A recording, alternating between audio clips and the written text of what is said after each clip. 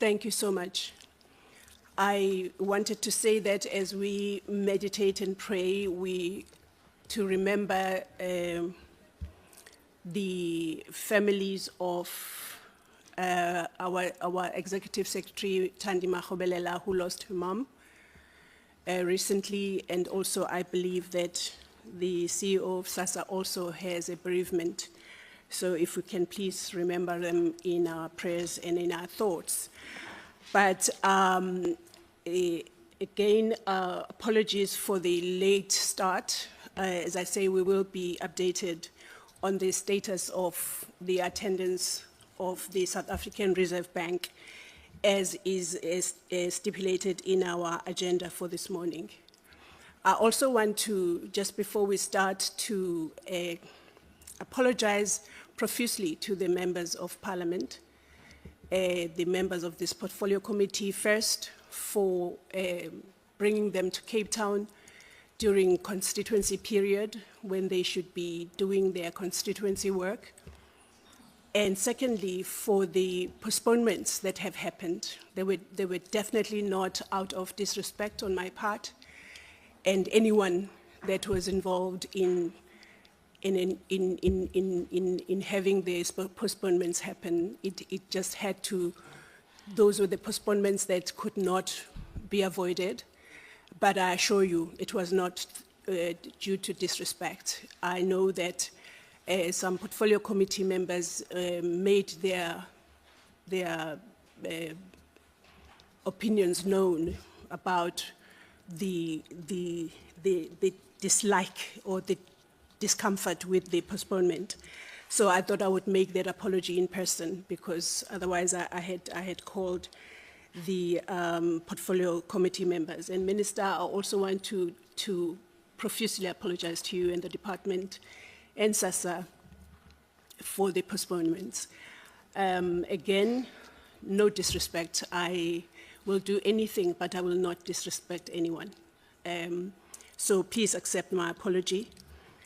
The meeting that we had to call as the committee while we were in our constituency period was because of the information that we had through presentations to this committee by the department, by the Honorable Minister, and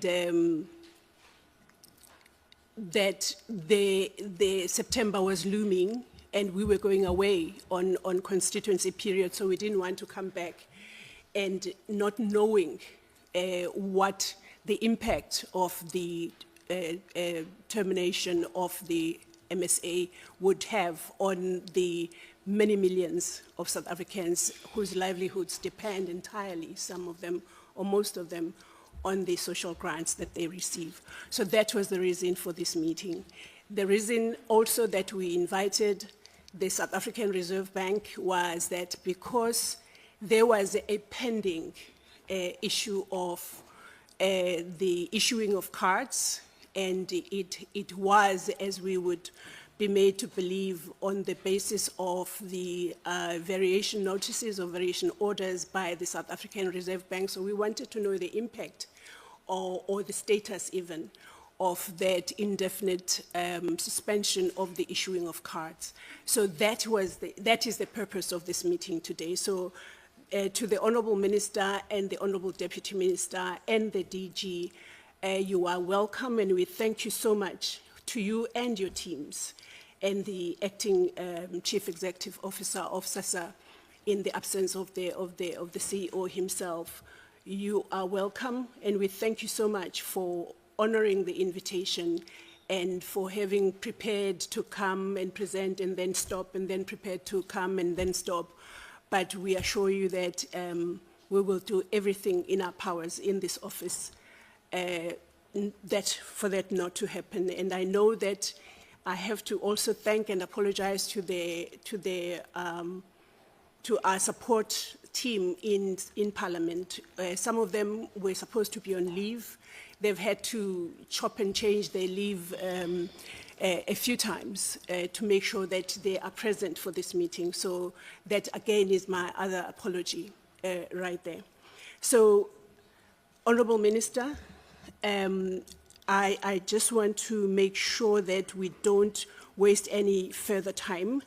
So I would like for us to go through the agenda and so that we can start with in earnest. Thank you. Thank you very much, Chair. Good morning, members, the ministers, and the departmental officials in attendance, any stakeholders, Chair.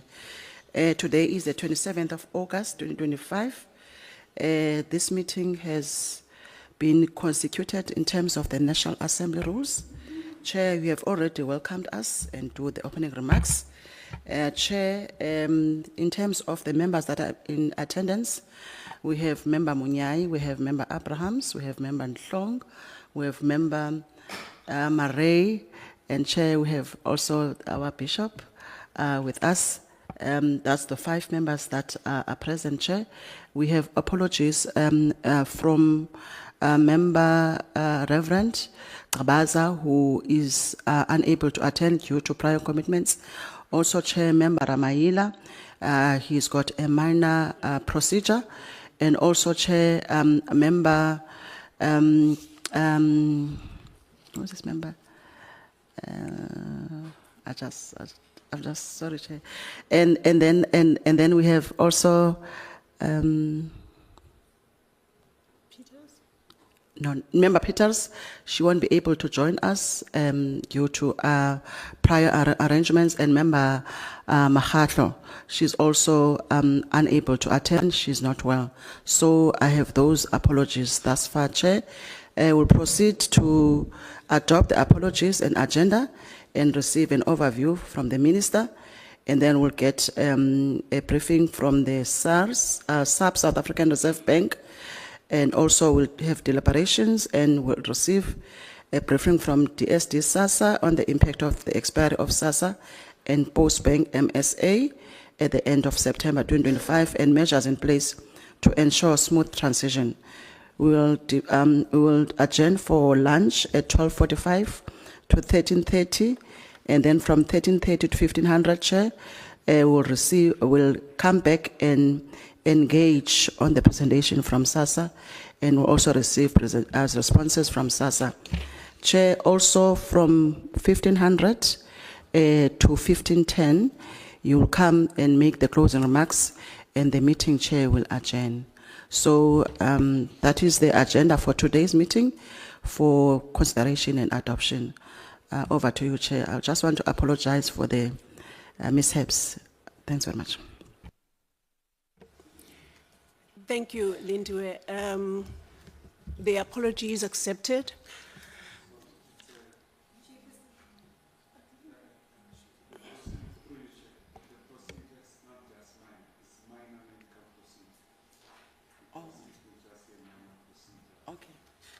Okay, no problem.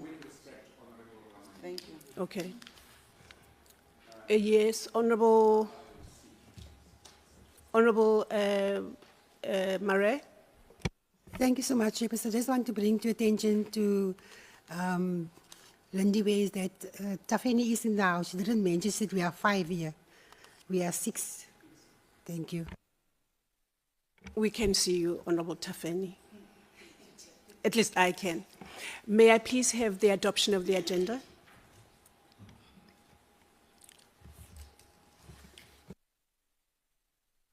Honourable Mnyai is adopting the agenda, and any seconder?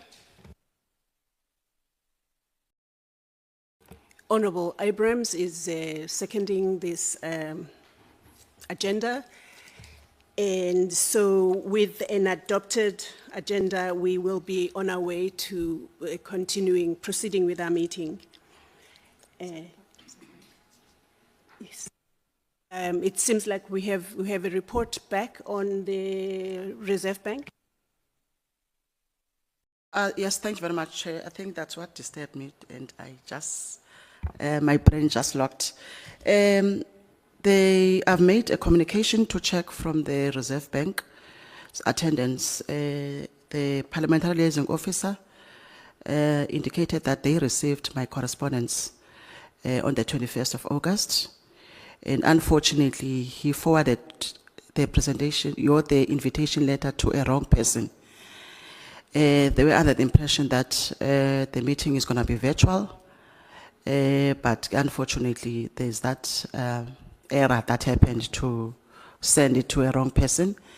Up until this morning, they realized that they were supposed to be in person, but unfortunately, they are in Pretoria, and they also pleaded with chairperson if that we cannot make arrangements for them to present virtually. So I think that's what really disturbed my mind and not being focused in discharging my responsibility. So that's the arrangement, Chair. They want the committee to consider, and if possible, I just need to double check if that is possible to connect them before you can make a decision. Thanks very much, Chair. Honourable members, there is a report back from Reserve Bank. They are sitting in Pretoria and we are in Cape Town. Honourable Murray. You know what, Chairperson, this is very disrespectful. Twice they have cancelled the meetings. Twice I had to cancel my bookings to come to Cape Town. This is a very important meeting. And they know the importance of this meeting, and telling that they got the thing by the wrong person is not fair, because they knew the meeting was cancelled. And they are taking us for granted here, because we took our time to come here. All the other staff took their time to come here. And this is a thing that we need to discuss today in person, not via, then we could have called a virtual meeting. But it needs to be in person so that we can see each other and know what is the right thing to do. Right. Now they come and say they didn't get a correspondence. No, it's not fair, because last week the same thing happened, it was cancelled. It can't go on like this, seriously. Thank you, Honourable Murray. Any other? I just need to be able to go back to the agenda and change it accordingly. Yes, Honourable Mnyai. I think they must be called upon. Firstly, I'm convinced about your profusely apology that you have tendered in advance as the secretary, because you took responsibility. And I think we must accept that confusion arises in the areas of work environment. And when such a mistake has been made, and I think we have to reconvene them, I'm not saying that they to be given an opportunity to come and present in person, so that at least there's coherence of the meeting, but the meeting can proceed as planned. Thank you. Thanks, Honourable Mnyai. Honourable Abrams. Good morning, Chairperson, and thank you for the opportunity. Firstly, thank you for your apology regarding the cancellations and postponements of the meeting on 2 occasions. I just would like to make this comment, Chairperson. The whole point of getting all the role players into the same room, and I also noted that Postbank isn't here, and I'm not sure if Postbank was invited, because it is a contract between SASSA and Postbank. And the reason why we needed all the role players in the room was that we can hear collectively from everybody in one room, because we've had these meetings before individually with Postbank, individually with SASSA, individually, and not yet with the South African Reserve Bank. And we needed that collective reassurance from all parties in the same room, looking each other in the face, as to what has happened. So we cannot postpone again, Chairperson, that is my opinion. We are all here. And going forward, Chairperson, I would also like to request that members receive formal correspondence from whether it's the Minister, SASSA, Parliament, as to the reasons we are getting postponements, so that we have it on our record. I don't think that a WhatsApp message to say that it's just been cancelled is sufficient. I think we need to also be taken into confidence as to the actual reasons why meetings are cancelled.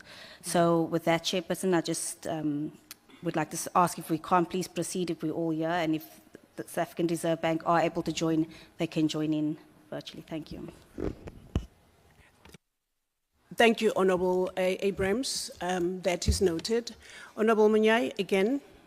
No, I have no objection to the proposal made by Honourable Member that they need to be called, and plus Postbank. That's not an issue for me. I have no objection, but I think we may proceed as you recommended. Oh, I did not explain to the Honorable Abrams that we did not invite Postbank. The reason being that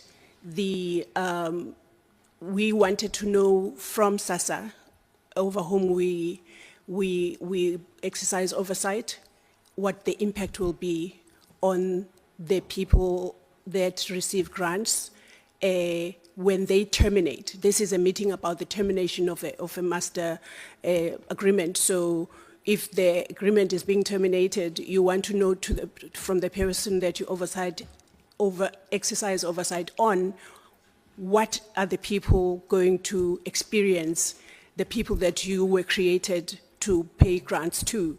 So that was the reason why we just invited SASSA, the department, and SASSA, and not Postbank as such. And yeah, I agree, honorable members. I feel like we want to meet with Reserve Bank in person here in Parliament. So those arrangements will be made as per I believe the majority of the portfolio committee is saying, if there are no other additions to what we have heard. And so we will make those arrangements. And so this has an impact on the agenda, which means that the 9:50 to 10:30 slot is falling away for a meeting to be reconvened at a later time. And so we will, and then it takes away the committee deliberations and responses from that presentation as well, which then leaves us with one item of the agenda, which is the briefing by DSD SASSA on the impact of the expiry of SASSA and Postbank Master Service Agreement at the end of September 2025, and measures that are in place to ensure smooth transition. So I would like the acceptance, the adoption of that agenda, please, with those changes. Thank you, Honorable Abrams. You are adopting the agenda, and you are seconded by Honorable Chong. Thank you so much. Honorable Minister and Honorable Deputy Minister, at last we can start the meeting. And the only joy one can, because you must find joy in anything and everything, is that we will have a shorter meeting. I mean, I know what that means. But over to you, Minister. Honorable Chairperson, honorable members of the Portfolio Committee, Deputy Minister of Social Development, Mr. Harif Hendricks, Director General of Department of Social Development, SASSA Acting CEO, Mr. Brenton van Vriede, NDA Acting CEO, Mr. Rapatla Ramkhupa, SASSA CFO, DDGs present here, senior officials. Ladies and gentlemen, good morning. It is indeed a joy and a gratitude to ourselves, Honorable Chairperson, that you gave us an opportunity to come and present before this committee. We appreciate your wisdom, Honorable Chair, and your collective, that you deemed it fit for us to come and present. We know for a fact that you play your oversight role, which is a constitutional responsibility that we always respect and appreciate. We also take upon ourselves, Honorable Chairperson, to welcome your acceptance of us having to request from your initial date the postponement that you gave to us. Remember, this was to take place sometime in July, but as the department, we had all other commitments that we have committed already. Hence, we requested for a postponement at that time. We really appreciate that, Honorable Chairperson. Chair, we are here in that appreciation as a committee. We came to come and put before the committee and the people of the Republic the situation that we're in at the present moment in an agreement we had between ourselves and Postbank, which initially was Post Office. This, Chair, was brought to the fore due to the outcome of a court between SASSA and CPS. And at the time, as you might all remember, SASSA did not have an infrastructure nor a knowledge of how to distribute grants at the time. However, because of SASSA Act, the court emphasized that to say SASSA must take it upon itself to make sure that grants are distributed.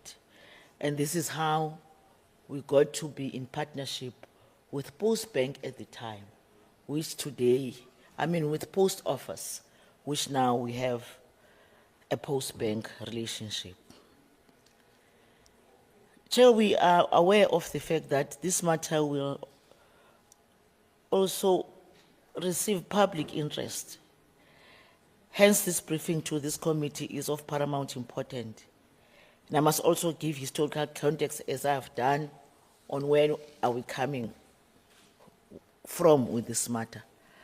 As I have already indicated that we were instructed by Constitutional Court to in-source the payment system, and subsequently the National Treasury at the time granted SASSA a deviation approval to enter into an agreement which then gave birth to Master Service Agreement contract between Post Bank and SASSA. Chairperson, as public representative, we are also entrusted with this responsibility to make sure that our people are served with dignity and respect, while ensuring that this is done within the confines of the legal prescripts.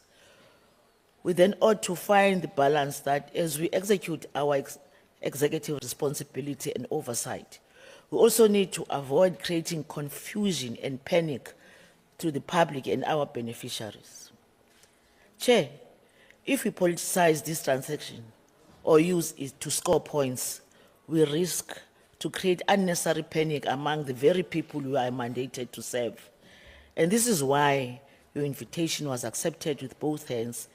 The beneficiaries of social grants deserve stability and confidence, not confusion or fear. Let me also offer clarity and reassurance, Chair. This change will not disrupt the payment of social grants to beneficiaries who bank with Post Bank in particular. The termination of the MSA is a contractual matter to terminate an agreement that no longer serves the purpose of which it was intended. I must emphasize here that Post Bank remains a fully licensed and operational financial institution, and beneficiaries will continue to receive their grants in their Post Bank accounts, just as they have before. No change in this regard will occur. As the department, we are also reaffirming our trust in the regulatory framework that governs banking in South Africa. Post Bank, like all other banks operating in our country, is regulated by the South African Reserve Bank.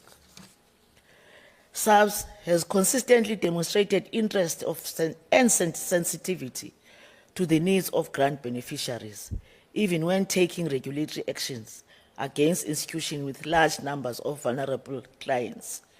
We have every confidence that this will continue. SASSA, for its part, will remain vigilant should any regulatory changes arise that affect Post Bank or any other institution used by our beneficiaries. SASSA will cooperate fully with Reserve Bank to ensure that the interests of grant recipients are protected. In closing, Chair, SASSA, informed by SASSA Act as its responsibility to implement and monitor, will remain vigilant should any regulatory changes arise that affect Post Bank or any other institution used by beneficiaries. Additionally, we are open for discussion with any other service provider that is interested for us to perfect our service to our beneficiaries. I urge all of us to communicate clearly and responsibly. The facts are simple. Beneficiaries will continue to receive their grants. Post Bank remains a functioning bank, and no new service provider is being appointed. No client needs to move to another bank unless they themselves choose to do so. Let us ensure that our actions and words reflect this reality. Through you, Honorable Chairperson, I will then request the acting CEO of SASSA to take us through to give you facts on the matter. Thank you very much, Chair. Good morning, Honorable Chairperson, Honorable Members, Minister, Deputy Minister, DG, Acting CEOs, colleagues. So I'm going to take us through the presentation that we've submitted to the Portfolio Committee for this item. Just in terms of the outline, we'll look at the purpose, background, reasons for the termination, the impact of the contract termination, and the conclusion. So just in terms of background, just a reminder that SASSA pays approximately 19 million social grants every month. That's around about 12 million social grants and 7 million COVID SRD benefits, valued at around 22.4 billion rands monthly. That 19 million payments that we make goes into the bank accounts of beneficiaries across about 22 different banks, and I'll show you a list of the different banks that beneficiaries choose to get their grant payments in. And one of those banks is Postbank. So if we break it down to Postbank, there's about approximately 3 million payments made into bank accounts of Postbank every month. About 2 million of that is for social grants, and another 1 million for the COVID SRD. And then the table on the right-hand side just shows a breakdown of the different types of grants that are paid, particularly to Postbank.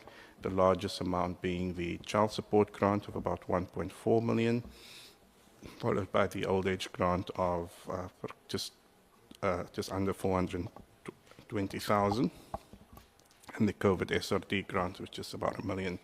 So approximately 3 billion rands flows through the Postbank accounts on a monthly basis to approximately 3 million social grant beneficiaries.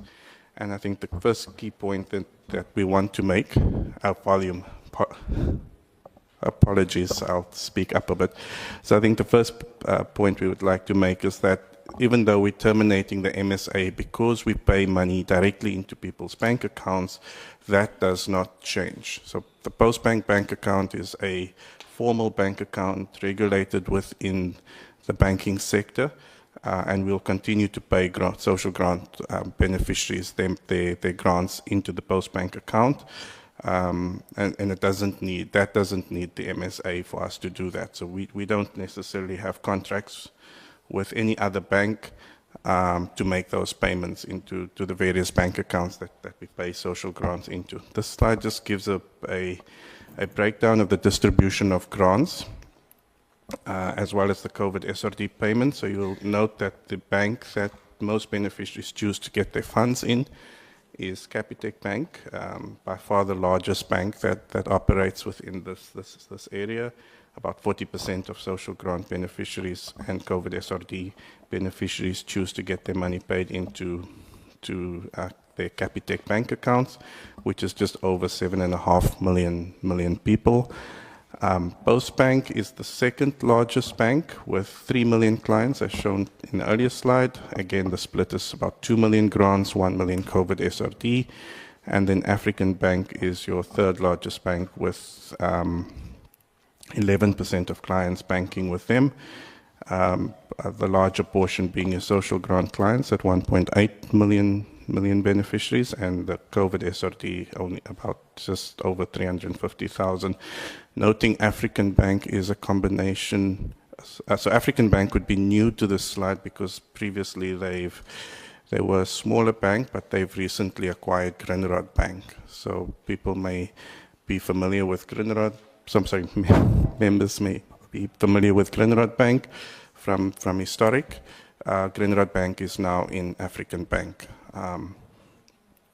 Together with this sort of two elements of Grindrod Bank, which is your Shoprite money market account and the old or the previously known EasyPay account. And then Time Bank is now previously not very active in the space, but since the COVID SRD grant came into place, Time Bank has been the bank that's been growing quite a lot in the space.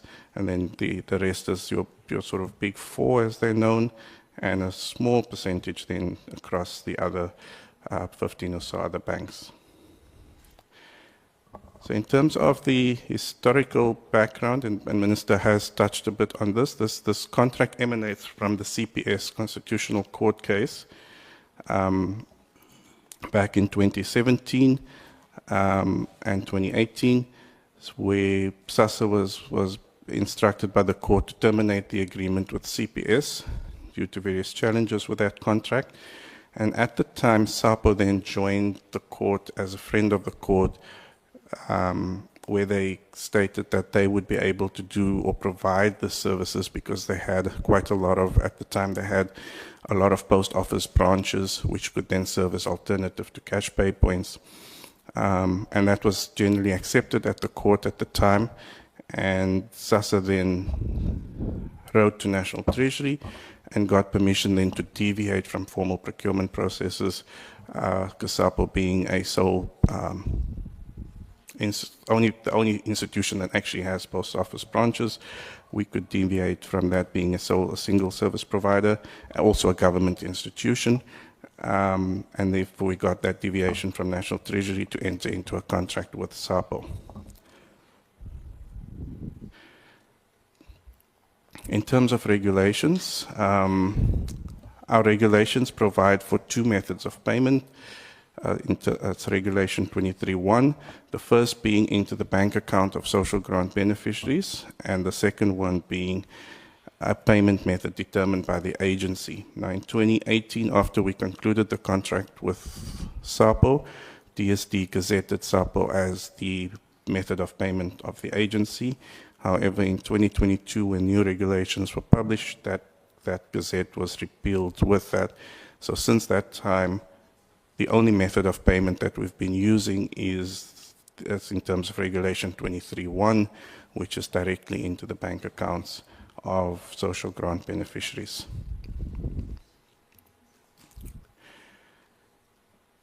In November 2023, a decision was then taken to close over-the-counter services provided by SAPO.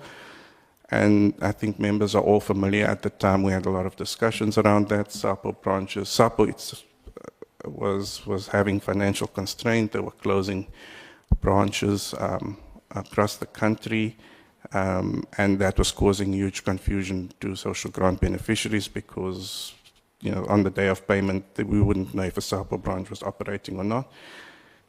So a decision was then to withdraw that service, as well as the cash pay point services, which was also extremely costly. I think at the time that was also part of the challenges that SAPO was having, because the service was very costly to them. And even at that time, when the contract was ceded from SAPO to Postbank, we saw that element of the contract also severely impacted Postbank because they couldn't afford the cost of running those services. So those two services were then terminated in April 2024. Now, if one looks at the MSA's original intent was to provide those over-the-counter services at SAPO, as well as the additional the cash pay points. So when we took over from CPS had 10,000 pay points. When we swapped to SAPO had just over 2,000 odd over-the-counter services, and that was then supplemented with about 1,700 pay points. And so the thing with the pay points are that if you miss the cash van that comes through the various village on a particular day, you don't get your grant. So you'll have to wait till the next month to get your grant. So to facilitate people being able to get their grant anytime, we also then prepaid all grants into bank accounts. So the bank accounts enable people to say, well, if I don't want to wait maybe till the 20th of the month or late in the month when a van comes through my area, I can then always just go and get my grant by withdrawing from an ATM or a merchant. So there was that third element So it was the cash pay point, the over-the-counter service, and then the banking account element, which made it also then convenient for beneficiaries not to be solely reliant on the cash pay point and the over-the-counter service. However, when you withdrew that two services, only the banking element remained. But the banking element wasn't the primary objective of the MSA. So if you look at the way the MSA was structured, a lot of it was structured around monitoring and with strong penalties, etc., on the two primary services. The banking one is not necessarily very well reinforced within the MSA. So for us, the MSA, once that decision was taken to close those services, the MSA became, it was no longer serving its purpose or its intent. And so in December, we then wrote to Postbank requesting an early termination of the MSA, asking them to consider a 6-month request. They, however, declined that request and asked us to, give them the full 18 months as per the clauses within the MSA. So clause 5.1 of the MSA says if any party wishes to terminate, he must give 18 months notice. So we then subsequently withdrew that termination and issued the 18 months notice, which now comes to an end at the end of September. So that's just clause 5.1 that says this agreement will commence on the signature date and will subsist until it is terminated by either party by giving 18 months notice. And that's the notice we gave in 2024. We gave a little bit longer than 18 months, I think it was 20 months, to give them time to adequately prepare for the withdrawal for the termination of this contract. So in terms of impact, we see this as merely an administrative matter between Postbank and SASSA. Services won't change in the sense that Postbank will still service all its clients as a licensed financial institution. I think it would have been good if the Reserve Bank was here. They could give an indication, because they're the regulator of the banks. They could give an indication of their view as Postbank as a bank.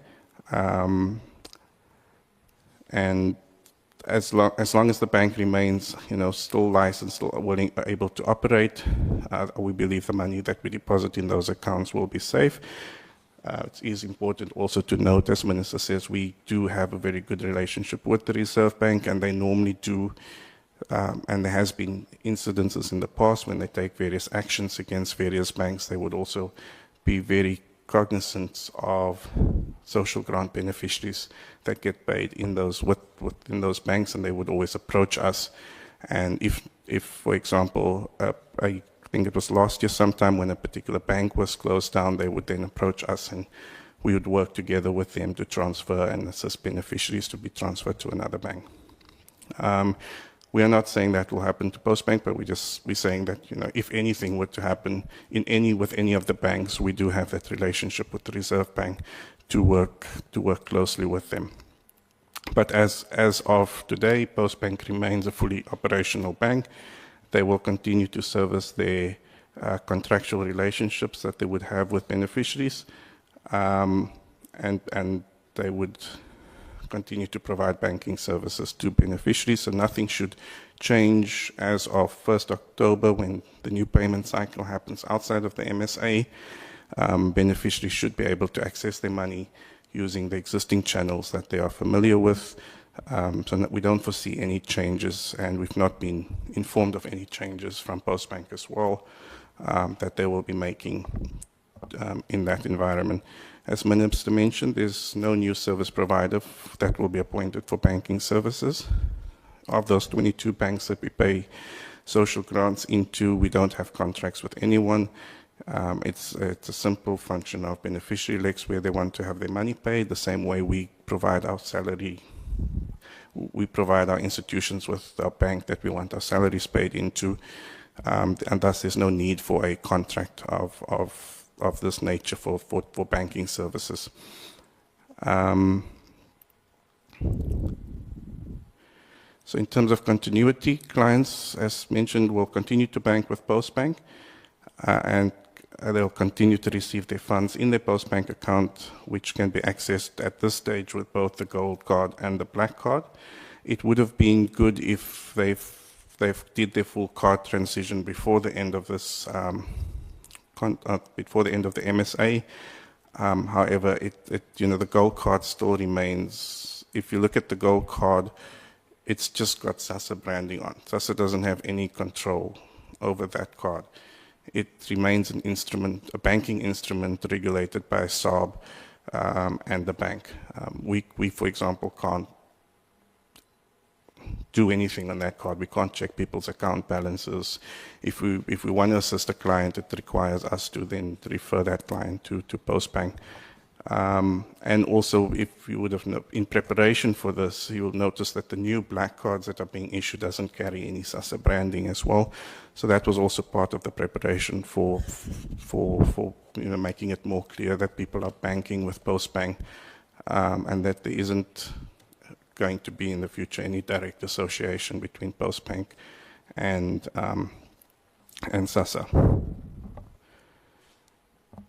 Postbank may amend the conditions of service as a bank. Many banks do this from time to time, and they will then communicate any of those changes to clients. At this stage, they have not communicated any changes to the terms and conditions, so we are expecting them to keep things the same as they're currently being provided, and we doubt that they would, because they wouldn't be very competitive. There's a lot of banks that operate in the space that provide free bank accounts, free point of sale withdrawals, which is all the things Postbank currently provides. If they were to suddenly start charging for that, they wouldn't be competitive, and clients would simply switch to another bank that does this for free. And then in terms of switching, SASSA has the capability of assisting clients to switch from one bank to another bank. So at any time a client becomes unhappy with the bank that they're using, they are free to come to any local office and switch to another bank. However, we would urge clients not to panic, not to rush in and change bank accounts to other banks. To rather assess your situation. If you're unhappy, then come in and change. But if you're happy, stick with the bank that you're currently doing. Because obviously, if clients come in bulk, then it does also put pressure on us. But as Minister mentioned, we don't foresee any change to the current service level provisions, service level conditions. So we don't necessarily expect clients to be coming in to change. But that facility exists with us if clients do wish to change. So that's inclusion, Honourable Chairperson. The termination of the MSA is merely just an administrative matter between SASSA and Postbank, largely stemming from the termination of the over-the-counter services and the cash pay points a while ago. It was a lengthy termination because those are the clauses that are provided for in the MSA. And at SASSA, all services will continue as normal. Grants will be paid into the beneficiaries' bank accounts as normal. Postbank will also continue to providing their banking services, and all their clients will be able to access their normal banking channels as normal. Thanks, Honourable Chair. I'll pause there.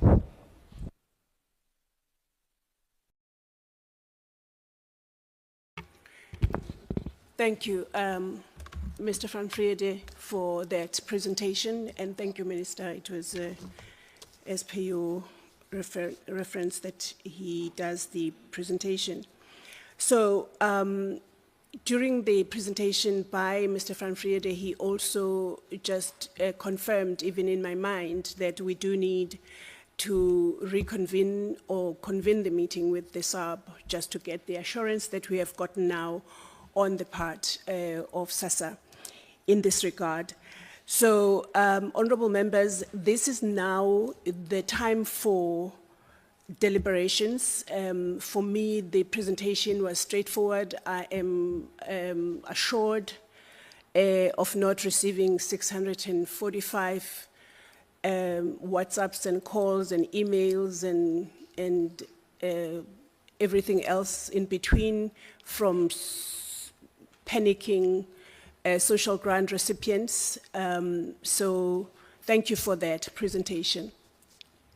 I will now hand over to the members of the Portfolio Committee for their comments and questions to the South African Social Services Agencies. Honourable Abrams.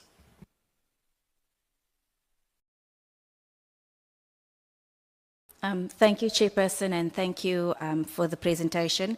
Chairperson, once again, listening to the presentation, I'm still convinced that, Postbank should have been invited to the meeting, because once again, the comments made that Postbank is a fully licensed bank. They aren't a fully licensed bank. They don't have all their licenses. And I recall one of the primary reasons why SASSA entered into the arrangement with Postbank was because Postbank didn't allow for debit orders. And at the time, one of the big problems were unlawful deductions from beneficiaries' accounts. And therefore, moving to Postbank, that, who didn't have that function, that solved that problem, only to then see not too long ago SASSA putting out a statement to say that there are still unlawful deductions, taking place with regards to insurance companies. So I do hope maybe you can touch on that and what's been done to address unlawful deductions, because I thought that we were over that challenge, but it still persists. And then, coming back to yesterday, Chairperson, I received a memorandum from a group of seniors outside who marched to the gates of Parliament yesterday.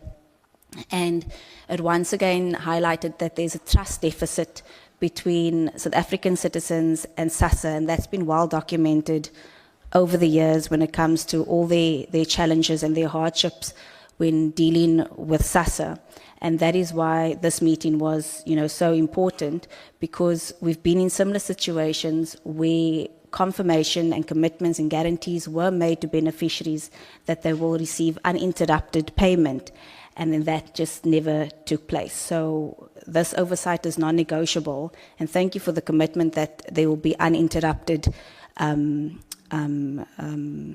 payments. But again, that is to be seen come the first week of October. Then, Chairperson, on the comments made that the MSA is no longer as significant, and is no longer relative, and there will be no new service provider that will be brought on board, and that SASSA beneficiaries will now be using the bank account of their choice. To me, it raises a serious question that the serious question of then the relevance of third parties in the very instance, the very first beginning, and going back to CPS and all of that, and the 360 million that was lost through maladministration, and then of course the initial relevance of the SAPO contract and the Postbank contract, because if Regulation 23.1, which was previously Regulation 21.1, if that regulation was always there since it was gazetted, why did SASSA, and Minister, understand you inherited SASSA, it's your first term here, so, it's questions to previous ministers and previous administrations, but, there are still some SASSA staff who's been with the institution for a long, long time. So if that Regulation 21, now Regulation 23, was always in existence, why was it never sufficiently implemented? Why did SASSA not choose to actively promote this regulation and tell beneficiaries and advise beneficiaries of their choice, that they always had this choice of a bank account, that they never had to go to SAPO, they never had to go to Postbank, and most certainly we did not have to enter into agreement with CPS at the time if this regulation was always there. And the reason I asked that question, because it would have solved us as a country and as a people a lot of suffering when it came to long queues at cash pay points, all the long queues when it came to card renewals, whether it was the gold card, the black card. It would have solved a lot of problems when it came to fraud and corruption of the cash pay points, the armed robberies, all that trauma that went along with that, of beneficiaries queuing, not receiving their money because there wasn't enough money that arrived. And unlawful deductions and all the expensive tenders when it came to cash in transit vehicles and venues and, you know, just everything that went with cash pay points. And knowing that this regulation 21, now 23, was always there. The option was always there. And the regulation is actually a traceable way to keep track of the money, whereas cash pay points had limited checks and balances. It was open to a lot of theft. And Regulation 21 was also a way to bank the unbanked. And from what I understand, that is part of SASSA's own policy. So that is my burning question. Why put the beneficiaries through all of this, and then still today not throw the full force of SASSA's communication and marketing and awareness campaigns behind Regulation 23 and get them a lot sooner off a system that's been plagued with so many problems. And I would then also further say that, you know, the poor implementation and the poor education on Regulation 23 has not only cost SASSA and Postbank and SAPO and the government at large financially, but it's also cost these entities, you know, reputational damage. And that is something that takes a long time to build up their reputation and credibility and trust with the beneficiaries. And not just to mention the financial cost, but the human cost as well, when children went to bed hungry and grants weren't paid and medication couldn't be bought and so forth. And to say in SASSA's presentation, Chairperson, that, you know, this regulation was well known, I disagree with that, and I think it's disingenuous that it was well known from day one. Because if it was so well known, why did so many beneficiaries in wheelchairs, seniors who were so old, stand in those long queues to get black cards in the first place? If they knew they could have just gone to any bank to open up account or to get their grant paid, you know, why did they have to travel and pay for transport costs to travel to SAPO branches that were outside of their towns because their branch had closed, you know, if this was so well known. And, you know, I would even go as far to argue that it was almost deliberate that beneficiaries were not made aware of this regulation, because there was always an intention to prop up SAPO and the Postbank in this vision of it one day becoming a state bank. So I do want to ask a question in that if the MSA between SAPO has been repealed and no longer in effect, how then is SAPO still legally paying the Quad 7 beneficiaries? Is that then outside of this agreement? How is SAPO then legally paying those Quad 7 beneficiaries? And then is the internal dispute between SASSA and the Postbank officially concluded? Because that would have been another reason why Postbank would have been so relevant here, for them to also say, yes, it's been concluded, or no, it hasn't been officially concluded. And I'd also like to know what was the total value of the MSA contract with SAPO and the Postbank, and this money that will no longer be spent on the contract, will that be now declared a savings? What is going to happen with that surplus of funds? And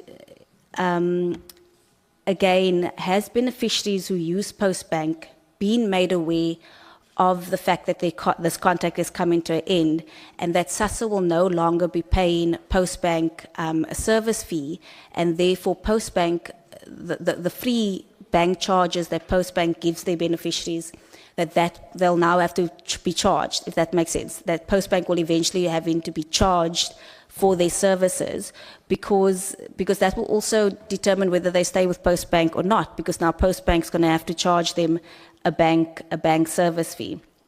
And then just lastly, if there any backlogs with regard to the capturing of bank change forms, And then, Minister, in your opening remarks, you made a comment that you're going to be, I can't remember the exact word you used, but you said you're going to be you're going to look out for, mindful if there are any changes to regulations that are going to arise. Are you planning to amend anything in the Social Assistance Act and the regulations, specifically aimed at Regulation 23? And if there is no new service provider, are you planning to build systems now in-house, SASSA, and somehow at a later date bring beneficiaries back in-house and in turn pay yourself what you were paying in this MSA contract? I'll leave it at that, Chairperson, and then just some guidance in that the questions that I had for the South African Reserve Bank, if we can send those questions to them in writing. Thank you. Thank you, Honorable Abrams. Your last point there on the sending of questions, I believe if you have questions for any of the organizations or institutions that we are meeting, we were supposed to meet with today, you can actually send those questions. You have that as a member of parliament, you can ask a question from anyone for that matter. So thank you for that. The Honorable Tafeni was indicated that she would like to ask her questions. And then I recognize your hand, Honorable Mare and Honorable Bishop Msweni thereafter. Honorable Tafeni. Enkosi sihlalo mandibulele ndibulise kuwe sihlalo ndibulise umphathiswa usekela mphathiswa ndibulisa amagosa wesebe lezenhlalontle amagosa wekomiti ndibulise ne-members ndibulele nge-presentation. Chairperson, whilst I fully understand the reason behind the termination of the contract with the Post Bank, I still need further explanation as to how will the agency will now operate without a distributing service provider to various bank account of grant recipient. Secondly, Chairperson, please explain how the so-called switching off facilities payment system by SASSA will work and what are the cost implications compared to using the distribution service under the current contract, which is about to be termination. I thank you, Chairperson. I only have 2 questions. Thank you. Thank you, Honorable Tafeni, for that. The Honorable Mare. Thank you so much, Chairperson. I would like to greet the Minister, Deputy Minister, CEO, Acting CEO, and then the DG and all your team. And then to all my colleagues here with the staff members. Chairperson, in February 2023, we had a workshop in Johannesburg. And I was part of that workshop. Unfortunately, the minister was not there. We had the previous minister there. And they brought a lady the last day of Post Bank, a white lady sitting next to me. She was from Bloemfontein, from the head office there. And I was objecting to this thing of post office. And I was telling them, the post office is already bankrupt. You cannot inject money into a dying horse already. That was my words. And some of these guys sitting here, they were there. And I said to them, this thing is not going to work, Chairperson. And I see in November that year, they went to say, December, they said they requested for a 6 months notice under clause 5.1 to Post Bank to terminate the MSA. And then they said, no, they want an 18-month notice. Chairperson, my question is, you knew from the beginning it was a wrong decision. You still went ahead. Today, we're sitting with a problem where old people were standing in queues for a black card, some dying, some collapsing, some hungry, some standing for days in queues, knowing that this thing is not going to work. Knowing that afterwards you must say people can still use the gold cards. I think it was very unfair towards our old people. And I think you need to go and say, apologize to our old people. Because today you are saying, 2 weeks ago I was in church and I said to the priest, can I say something to the old people? And I spoke to them about SASSA because in my church, we cannot speak about politics. I said, this is not politics. This is now about our old people and SASSA money. Because I was the one calling the CEO to say that monies are still being deducted from old people.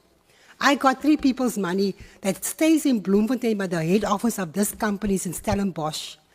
I got the old people's money back from pension, from this funeral benefits. Just yesterday in ShopRite, the old lady was asking me, there's people, you have a whole group of these people where the money's been deducted. And this owner of the insurance company called me to say, look here, I belong to Emeralds, but I have an agreement with SASSA. That is why I called the CEO to say, look here, do you have an agreement with Emeralds? Because this guy is want to have a meeting with me because he's having an agreement. And they go around the people there in my area saying, we are working for SASSA. That is why I called the CEO. That is why the CEO could come out with this thing and saying they're not part. He told me, no, member, we don't have agreement with anyone to deduct money. No? So old people are losing their money, don't know where the money is going to. And it was promised to the old people when they stopped the termination of Cashmaster that unlawful deduction is not going to happen, but it is still happening. The thing that I want to say is that I just feel that even now at SASSA, there's a backlog for people to bring their bank account numbers from this gold cards and black cards, because I've been there. And they said it will take 2 to 3 months to sort this backlog out. I just want to know how long is this backlog going to take? And how long is it going to take for people to change from the bank, from the SASSA Post Bank to an ordinary bank? I said, any bank, I don't care which bank you are using. And even the minister told me, when we were in Parliament, she was saying, you know what, we are fighting with SASSA, we are fighting with Post Bank, but you know what, I said to the minister, I'm telling people, go to any bank you want to. I told her there in Parliament. So my problem is just that you made people, old people, old people, they are like this. If something must be done, they're not going to wait for tomorrow, they want to do it today. And our old people went through a lot of stress. And you knew about this agreement that you're having, that there's going to be an 18 months period for termination. What is the next step? Where are you taking us from here? And I put the blame on SASSA, because SASSA knew about this thing. And all the aggravation, all the pain, all the hardship must come from SASSA. SASSA must apologize to our people, because this is unacceptable. You knew it's going to end. You know that you're saying now the black cards and the gold cards can continue. Till how long can it continue? Because I just have a problem, because some gold card people couldn't get their money. They had to go back to SASSA and to Post Bank. And Post Banks don't have offices. And that is where the problem comes in, Chairperson. But as far as I'm concerned, it's a good thing, because Post Bank is not going to deliver on anything. I warned you about it, and I was right, saying, yes, you were right, that SASSA, that Post Bank wasn't going to work. And sometimes it's good to listen. Thank you, Chairperson. Thank you, Honorable Murray. I just have a very unrelated, but to sort of answer one or half a question that was asked by the Honorable Abrahams earlier on. So I have a mother that turns 95 next month. So as a good child that I am, believe it or not, I wanted to make sure that my mother has a bank account, so that when I send her money as her child, she received this money in a bank account. And my mother tells me, over her dead body, she wants to see her money in her hand. This thing of banks and whatever, she doesn't trust any bank, she doesn't trust anyone with her money, she wants her money in her hand.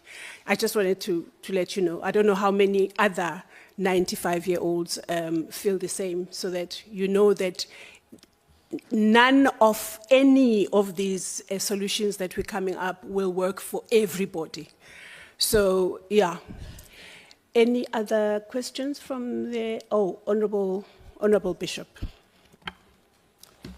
Mphathi Sihlalo, ngiyabingelela amalungu onke ahloniphekile alendlu. Siyabonga. Siyabonga isethulo esihle esisitholayo sivela emnyangweni wezokuholela. Basinikeza ke mphathi sihlalo isiqinisekiso sokuthi lolu shintsho aluzukuphazamisa lutho ekuthenini abantu bathole lokho ababonelelwa ngakho uhulumeni. Sizobona mase sifikile khona ukuthi abaphazamiseki ngempela yini abantu bakithi.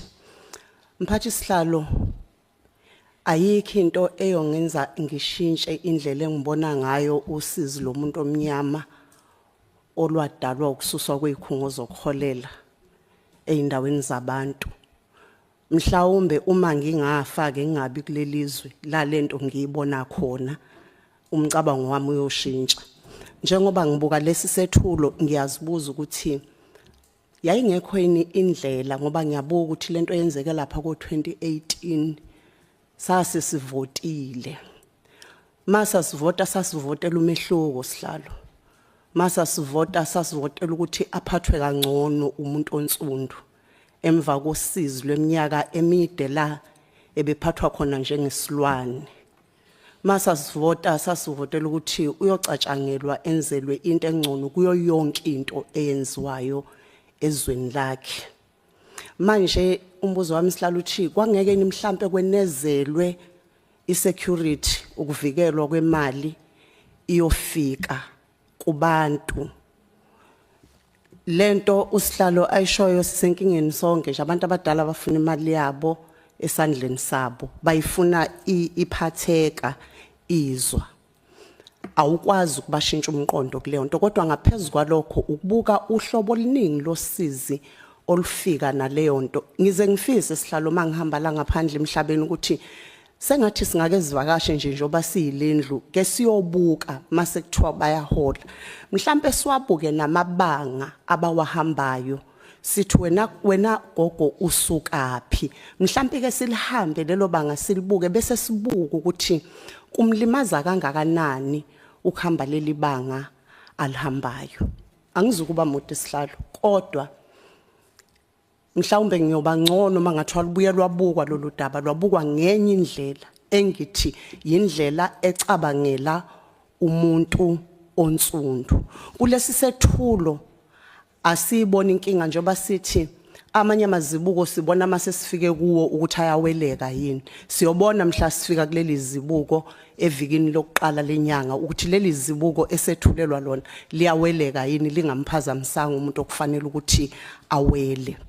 Okugcina mphathi sihlalo ngiyafisa ukuthi sihlalo wami ohloniphekayo umnyango wezokuholela ulubukele eduze udaba lobugebengu. Ubugebengu obudala ukuhlukumezeka ngoba sihlalo wami ohloniphekileyo umuntu ontshontsha le mali untshontshelwa umfelokazi nentandane. Ngoba le mali ibheke ukulekelela umfelokazi nentandane nanomunye umuntu ososizini olunzima la uhulumeni lulisandla ukuthi akaboneleleke khona. Ulubukele eduze udaba lobugebengu ngoba ubugebengu benziwa abantu abahlakaniphileyo nabafundileyo. Abantu abakwazi ukurobha isystem, abantu abahlakaniphileyo nabafundileyo lapho. Umuntu walekithi emakhaya akakwazi ungena kwisystem enze ukuthi abe namakhadi awu30 yena ahole akhe istairs. Lobo bugebengu sibubuke ngaphandle kubantu nje abale ngaphandle sibuke nangaphakathi ngoba maye khona umuntu ongaphakathi wenza ubugebengu obenza kuntshontshwe imali yomfelokazi nemali yentandane unesona esibi. Thina sithandazayo njengoba sikhona nje kulomnyango siyathandaza ngempela sihlalo ukuthi ngaphansi kweso lakho lomnyango ube nemphumela emihle, kube khona abantu abawubusisayo bakubusise nawe njengoba uhleli kulesi sihlalo ngesikhathi besizakala hayi bekhala. Ngihluphekile sihlalo, ngihlushwe ilisti ende engaka yeingane enginazo engithola ezikoleni ezingenawo ama birth certificate. Mangilandela ukuthi yini kuthiwe ukuthi uma wayo akanayo iID Angithi ke siyazi ukuthi ingane zanamhlanje zingane zeingane. Lengane okuthiwa uma wayakana iID kushiwo omunye nje u15 18 years. Bese uthi ngicela ukuthola ugogo mhlambe ingane ngiyilinke naye ukuze ingane phela iqhamule kulokho okutholwayo ukwazi ukuphila okuthiwa nogogo akakazabe nayo. Sihlele ezweni elinjani malinje na kuyongithokozisa ukuza ukuthi umnyango uthini ngalezi zimo sisihlangabeza kanjani izimo nje uma sinabantu abaningi kangaka sibathola emndenini la ingangeni khona imali ye grant ngenxa ukuthi abana document sihlalo angithokoza.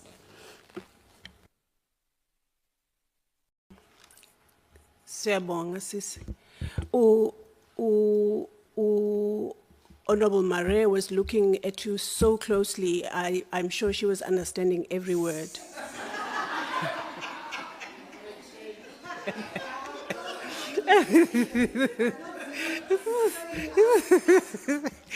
Okay, I think also for the benefit of the people that may not understand, because also the issue with the Honorable Mtsweni is that she speaks the isiZulu that is only spoken at home in KZN. So it was the thanking of the presentation and the solution that it is bringing, very welcome, but nothing will change her mind about the concern that she has on the termination of the pay points, because obviously of the problems, of the issues that she has raised many times in the past, of the local economies, locally informal economies that were generated during the pay points when people go to fetch their monies and so on and so forth. So nothing will change her mind about that. It doesn't matter what presentation we make in this committee. But also, like anything, while she welcomes this presentation, it is only in the crossing of the bridge that she will be able to say, well, what was presented was really helpful, or is going to be very helpful to the people. And as I said, she also knows of many, many people who want to see their money in their hands and not through some bank and any other situation that is happening.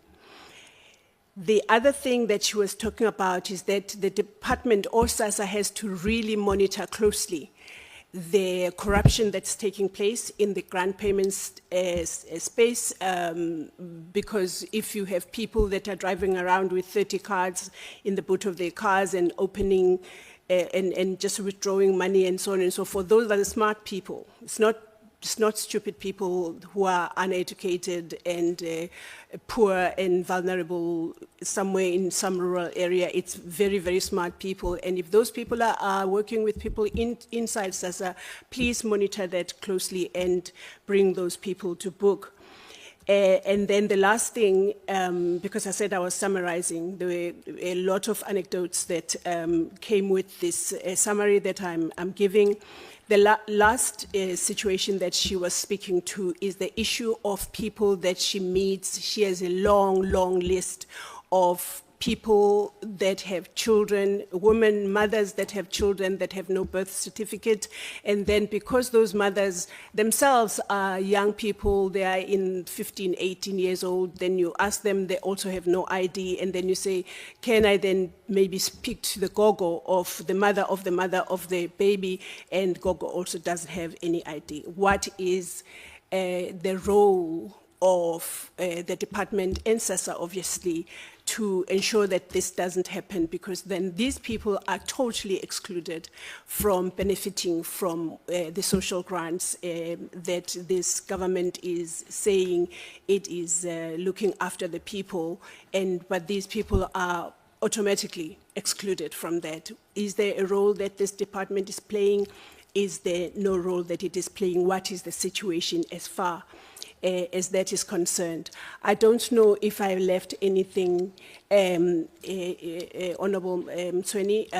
The Honourable seems to be giving me a thumbs up, so that is the question, as it were. Honorable Munyai. Thank you very much indeed, Honorable Chair. One, welcome the presentation by SASSA, and also after that presentation, it is very clear that one have many more questions that need to arise from the Post Bank and the South African Reserve Bank, who could not be here, in addition to the question that I'm going to ask SASSA. So in that context, Chair, I think it remains my view that the next meeting be the joint meeting. We must call South African Reserve Bank. We must call the Post Bank. It must be done, I must say that, in the context, because in the context of the, what we call Audi Altram Patem, to hear the other side of the presenters as well. So, not that we did not receive presentation today. I'm going to ask on the presentation of SASSA, but one have more questions to the other. So therefore, instead of writing what you proposed to Honorable Adams to say that you can write a question anyway, and I'm trying to avoid that issue that they don't account to us, which is good, but rules of the Parliament or on Portfolio Committee allows for that to happen. I'm raising this because due to the gravity and the seriousness of the nature, and I'm sure Reserve Bank, if they were here today, they will help a great deal. Let me shoot now to the presentation made by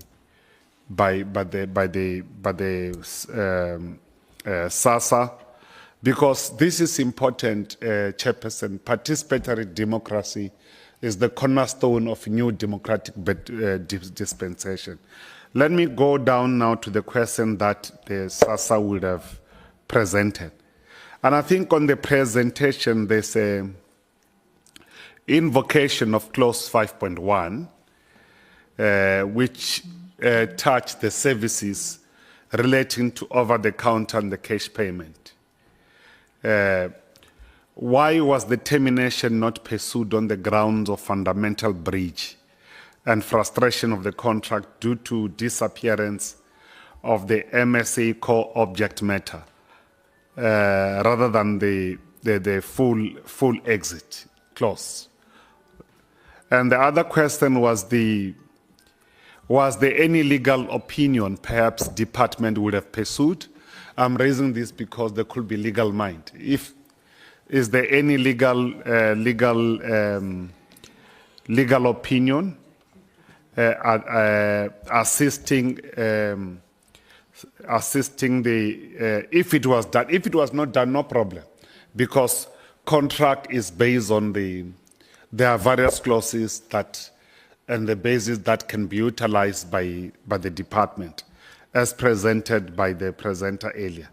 And I'm just saying these issues that to avoid lesser contentious and root that deal with the breach of the claim. That is the key issues. And I can see that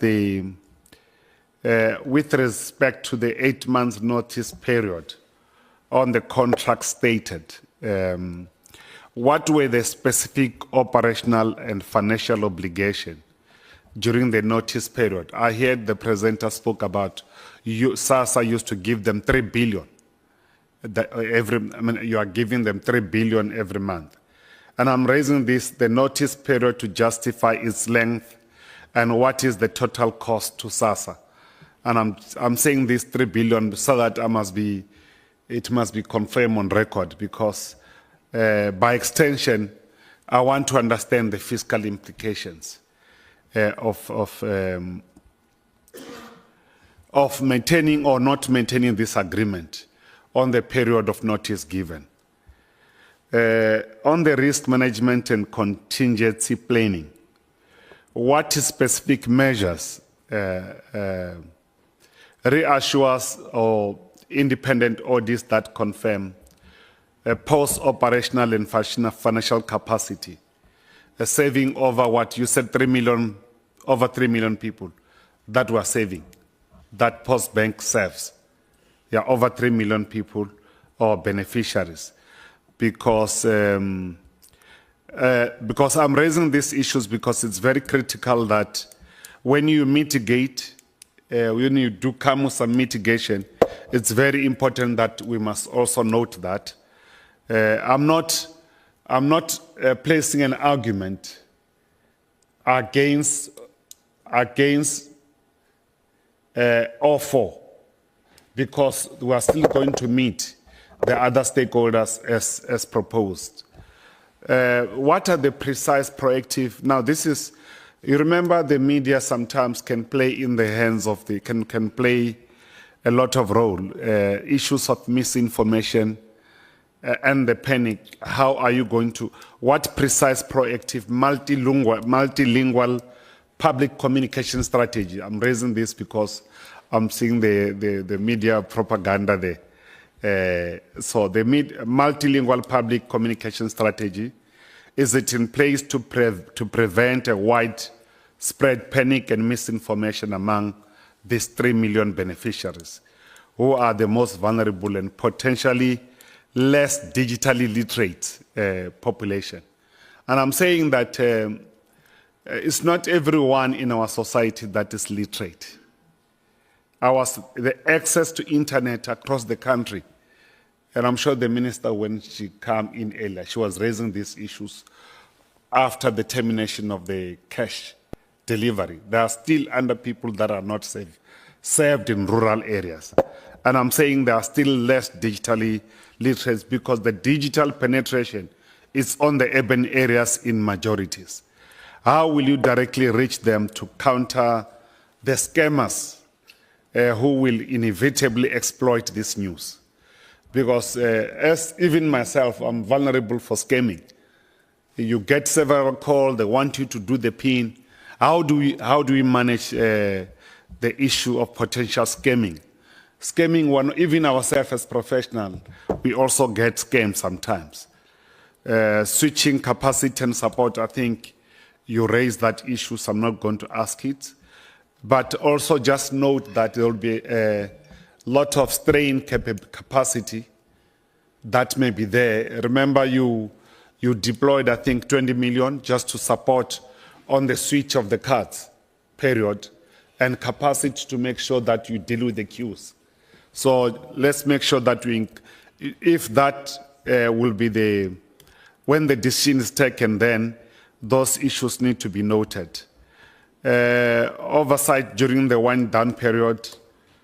I'm not going to go to details of any other question because they require some clarities from other organizations on the risks, strategic thinking behind those issues. Those issues are really, that can be clarified. Issues of fiduciary duties can be clarified by the regulator. Regulator, in this time I'm referring to South African Reserve Bank. The person that was being regulated is the Postbank. So that was the basis of that, those stakeholders, as proposed by Honorable Adams initially, could be pursued. But to say the presentation by the department, it's very clear, but I'm saying that the key issue for us is to further deliberate on the issues that the Reserve Bank and the Postbank will put forward. And today's agenda was about what are the post-termination impact, which has been taken forward before this meeting. Thank you. Thank you, Honorable Munyai. I think the one point that I left out that was made by the Honorable Mtsweni was her wish that everybody in this room, if they could go on an oversight, go to the most rural of rural areas in this country and see what happens when these, especially older persons, are going for the grants, and find out from them how long they have traveled from their homes to where they would be met. So she is placing that as a wish, and While you conclude on Mtswedi's backward, I'm saying that the challenges that has been presented by the department and by SASSA, we received them. And I'm saying that they were clarified in details by the presenter. Thank you. I don't know, are you responding to me? No, I'm not responding. I'm saying, in conclusion, the challenges Oh, I thought you that had they concluded. raised, we have noted them, yeah. No problem. I thought you had concluded. I was, yeah. So thank you, Honorable Munyai. So the Honorable Msweni wants all of us here. How many of us are? We must go and do a oversight visit, so that we can speak from experience rather than receiving messages. So the honorable members have all raised their points. Honorable Mare, you wanted to say I would something? actually support the motion that she has brought forward, that we must go to oversight there, Chairperson. I'm just supporting. I said I would support the proposal that she made, that we must go to the rural areas, because I also would like to ask SASSA, what if I have come across a squatter camp of white people that doesn't even know about SASSA, and the children are at home not getting money? How do I do with that to make sure that all those children are getting SASSA money? I came across a farm where there's just white people staying in a school that used to be a school that is no longer school. And not one of those children there or parents are getting SASSA, but everyone is unemployed. Thank you, Chairperson.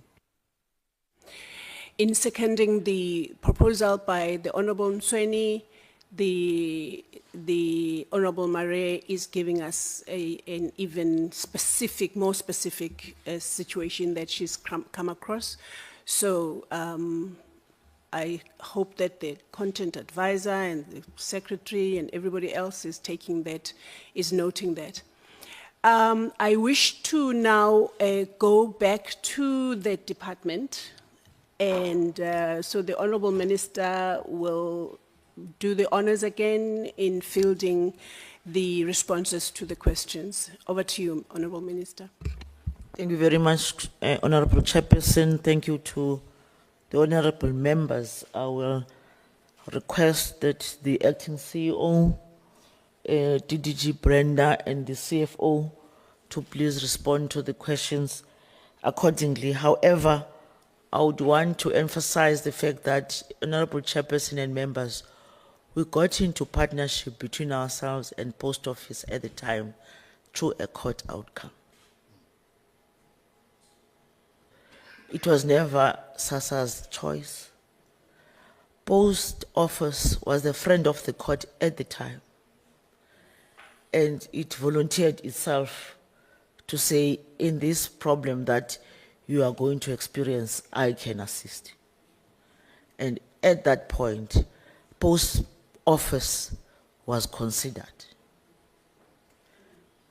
I just want to emphasize that point, Chair, so that we clarified it to say there was never a situation where we chose Post Office as a partner. It was out of the problems between SASSA and CPS at the time, which Black Sash took that matter to court, rightly so. And this arrangement was a court outcome, which SASSA as an entity of government had to abide to the outcome. As such, as we have said earlier on, in the implementation of that, Post Office come in, Treasurer allowed deviation, which honorable members know what it means. that cannot be sustained forever because it gives you an automatical audit query and it reflects to your audit outcome. So I thought, Chair, so that we don't go back and forth, we must just explain that one. That all the institutions that were relevant at the point agreed on the arrangement. Because of exactly what the honorable members are articulating, the frustrations that our people were going to get into. Hence, Post Bank, which at the time was the most relevant institution because it had a relevant infrastructure.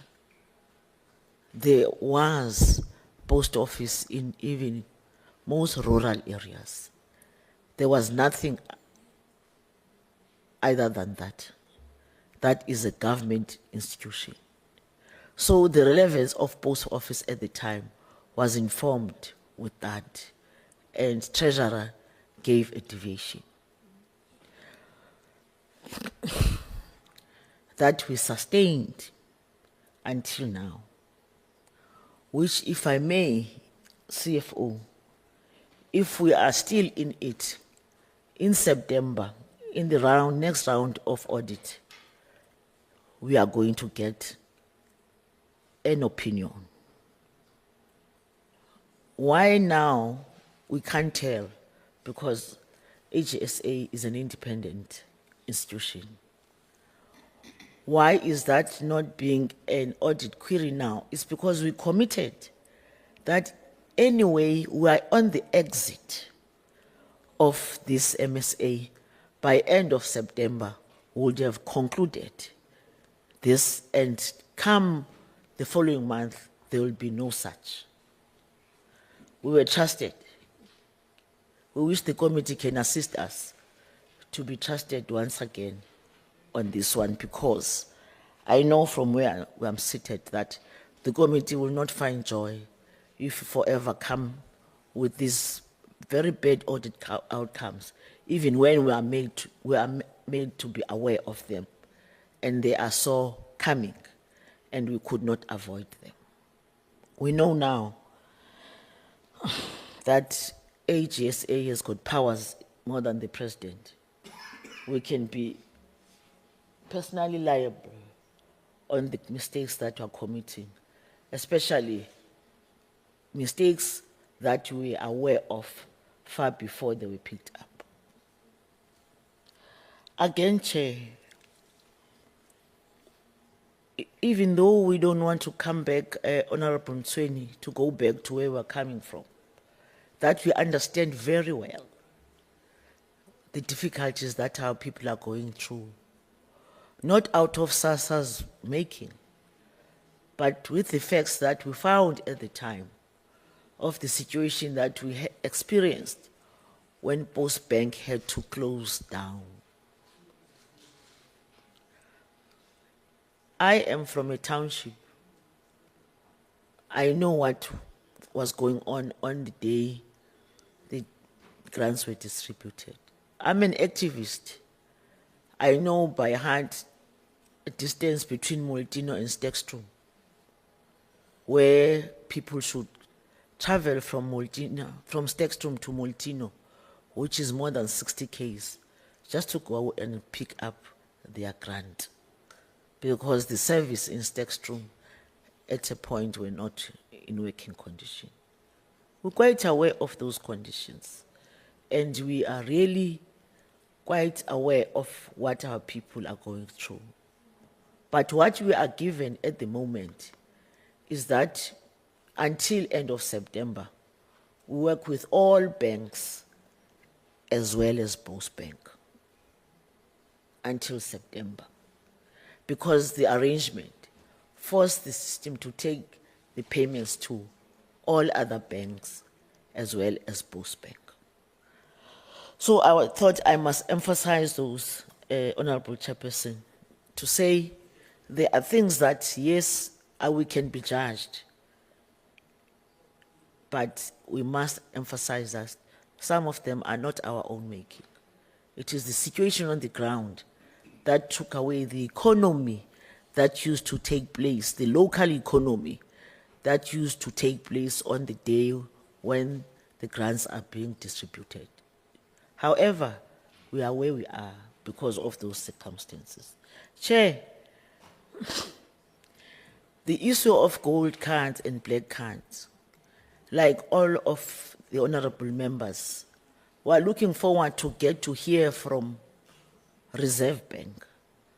Remember, it was Reserve Bank's directive to change yellow cards because Reserve Bank, from its own findings, got to realize that there was serious problem in the yellow card. Hence, it directed Post Bank to change it. That was a directive by Reserve Bank to Post Bank. We got involved directly when the deadlines of Post Bank were not met. And as such, Post Bank had to extend its deadlines. And that created a quagmire in the country. That made us to come and appear before this committee. We got involved because of SASSA Act.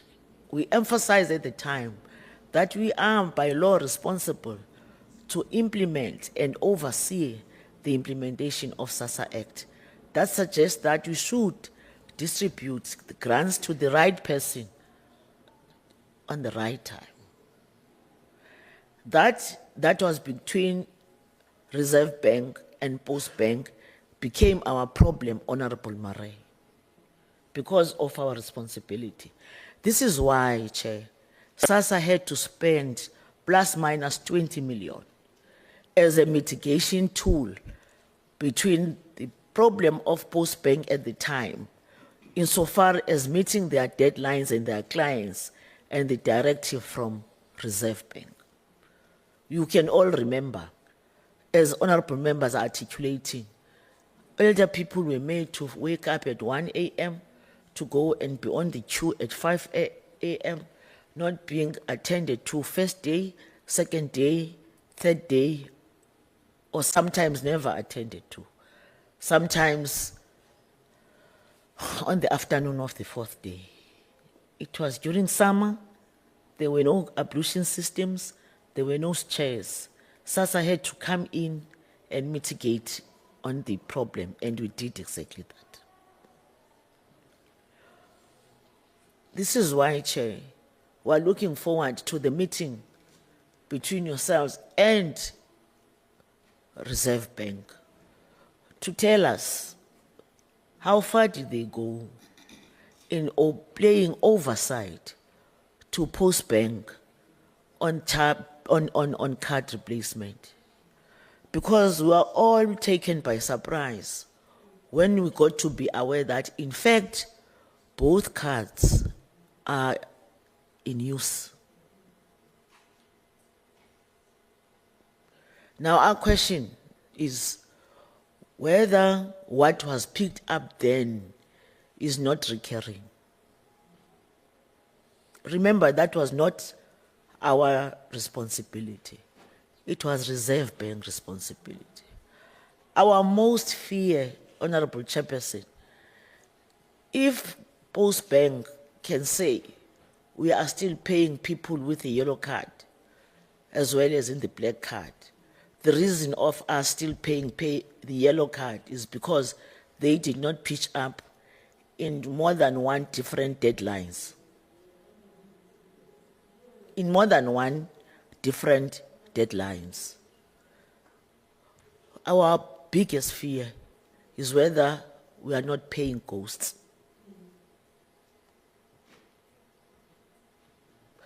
Which that will have to come out from SARB report. Because it was picked up by them, they monitor it. We are interested to get to hear their report so that they can share with us whether we are still on what was the arrangement of making sure that we replace the yellow card to the black card. for reasons that were known because of their own understanding and had to be implemented by Postbank.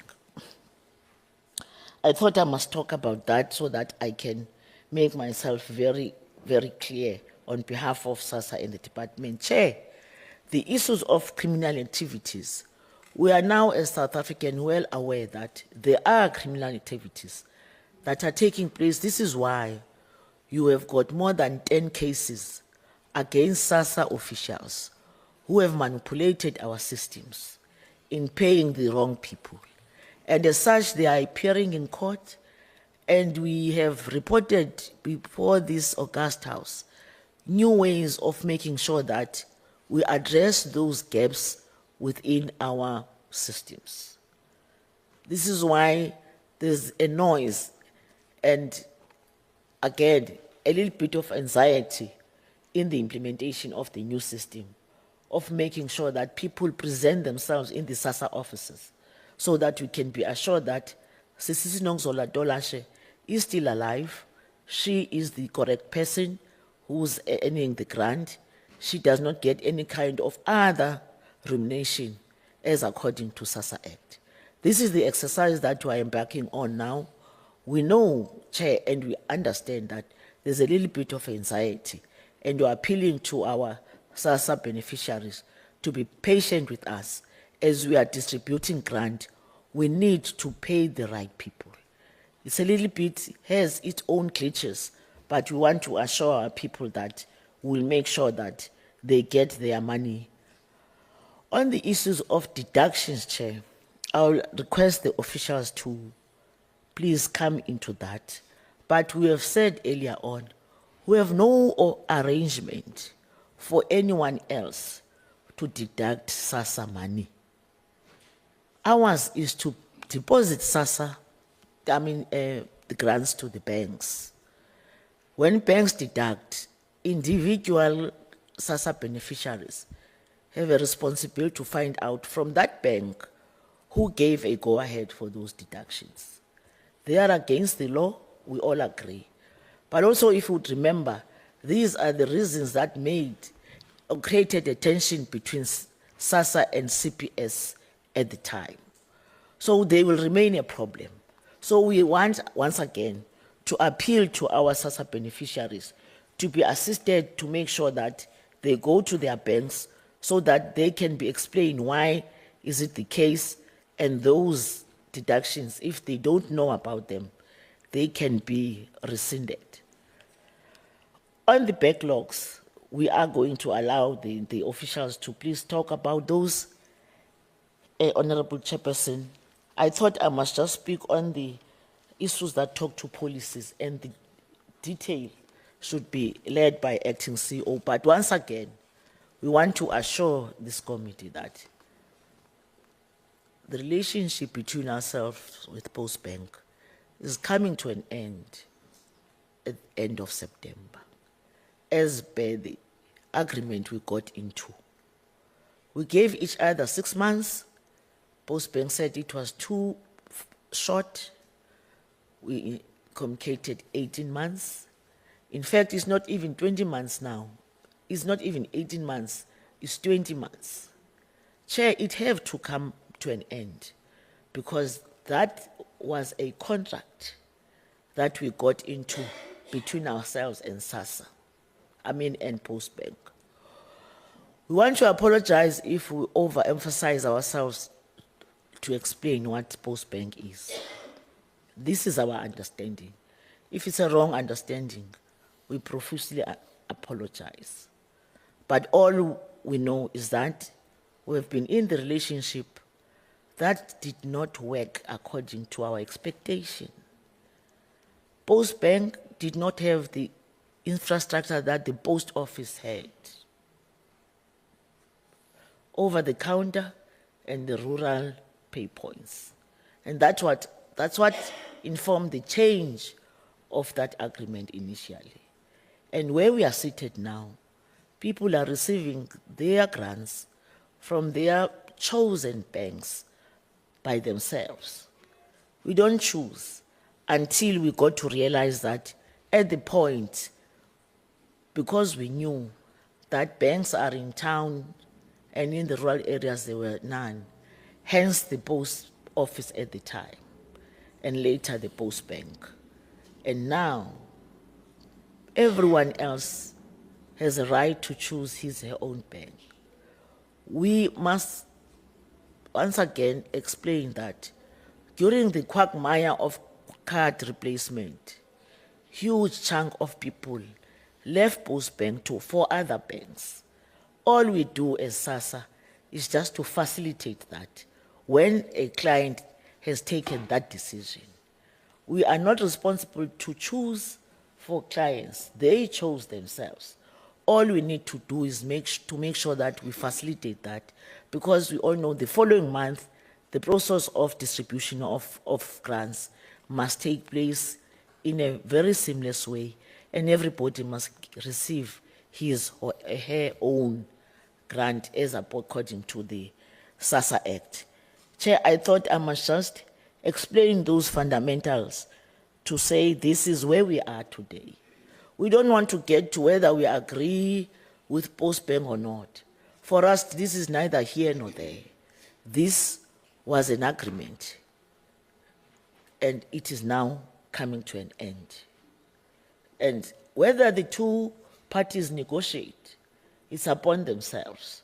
But for where we are seated, we got into a situation where we're saying, as one partner, as according to the clause within, we are parting ways with our partner in a very amicable way, because this clause is within that agreement. It's reflected there. So this is where we are, with no heavy heart, Chair, we must say.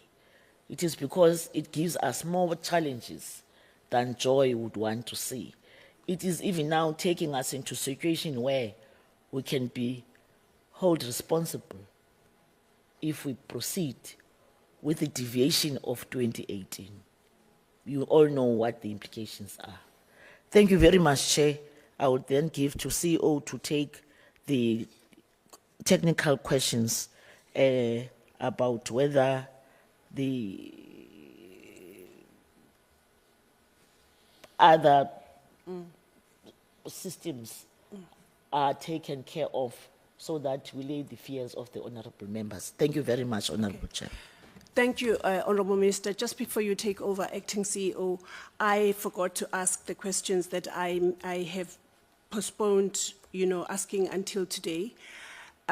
Recently, as recent, in fact, as yesterday or the day before yesterday, there were reports in the media which we appreciate and commend SASSA for, which is the biometric identification that is going ahead, because this committee and previous committees have always been wanting for this biometric identification to happen.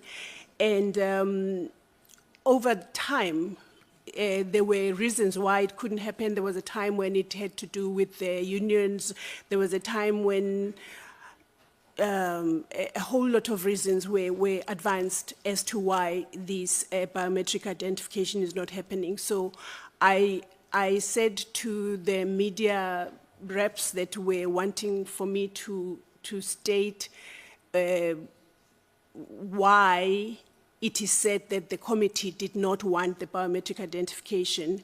I said I cannot speak on behalf of a committee that has not heard the situation that you are talking about, and until I will have gotten if you like, an official sort of a response from the department and SASSA. So if you could please speak to the issue of biometric identification as was presented by the CEO recently. And the other question also has to do with home visits. Now, the verifications, this committee has agreed that these verifications are needed, these reviews are needed, they have to happen because they are going to root out the ghosts and the other things that are happening in the system at the moment. Now, given the staff complement at SASSA that we were, the presentation did say that it was sitting at 45 to 50%. And the home visits don't seem to be happening at a rate that they used to happen, as I know it, because they used to happen quite, frequently and efficiently before. And one can only assume that it's because of the capacity issues. But I would also like that to be clarified when you do your responses, acting CEO, because the people keep coming back to us, and I keep coming back to you in your other capacity, not the acting CEO capacity. I just need to be able to tell people what I've been saying in the recent past is that I will ask for a home visit, but there are constraints, capacity constraints, but I will escalate for you, and and so on and so forth. If you could just please speak to that as well, please. Thank you so much. Chair, just as a matter of emphasis, from when the contract has come to an end, we don't need any third party. There will be no tender, there will be no recruitment of any other third party. As it is the case now, SASSA pay grants directly to SASSA recipients. Thank you very much.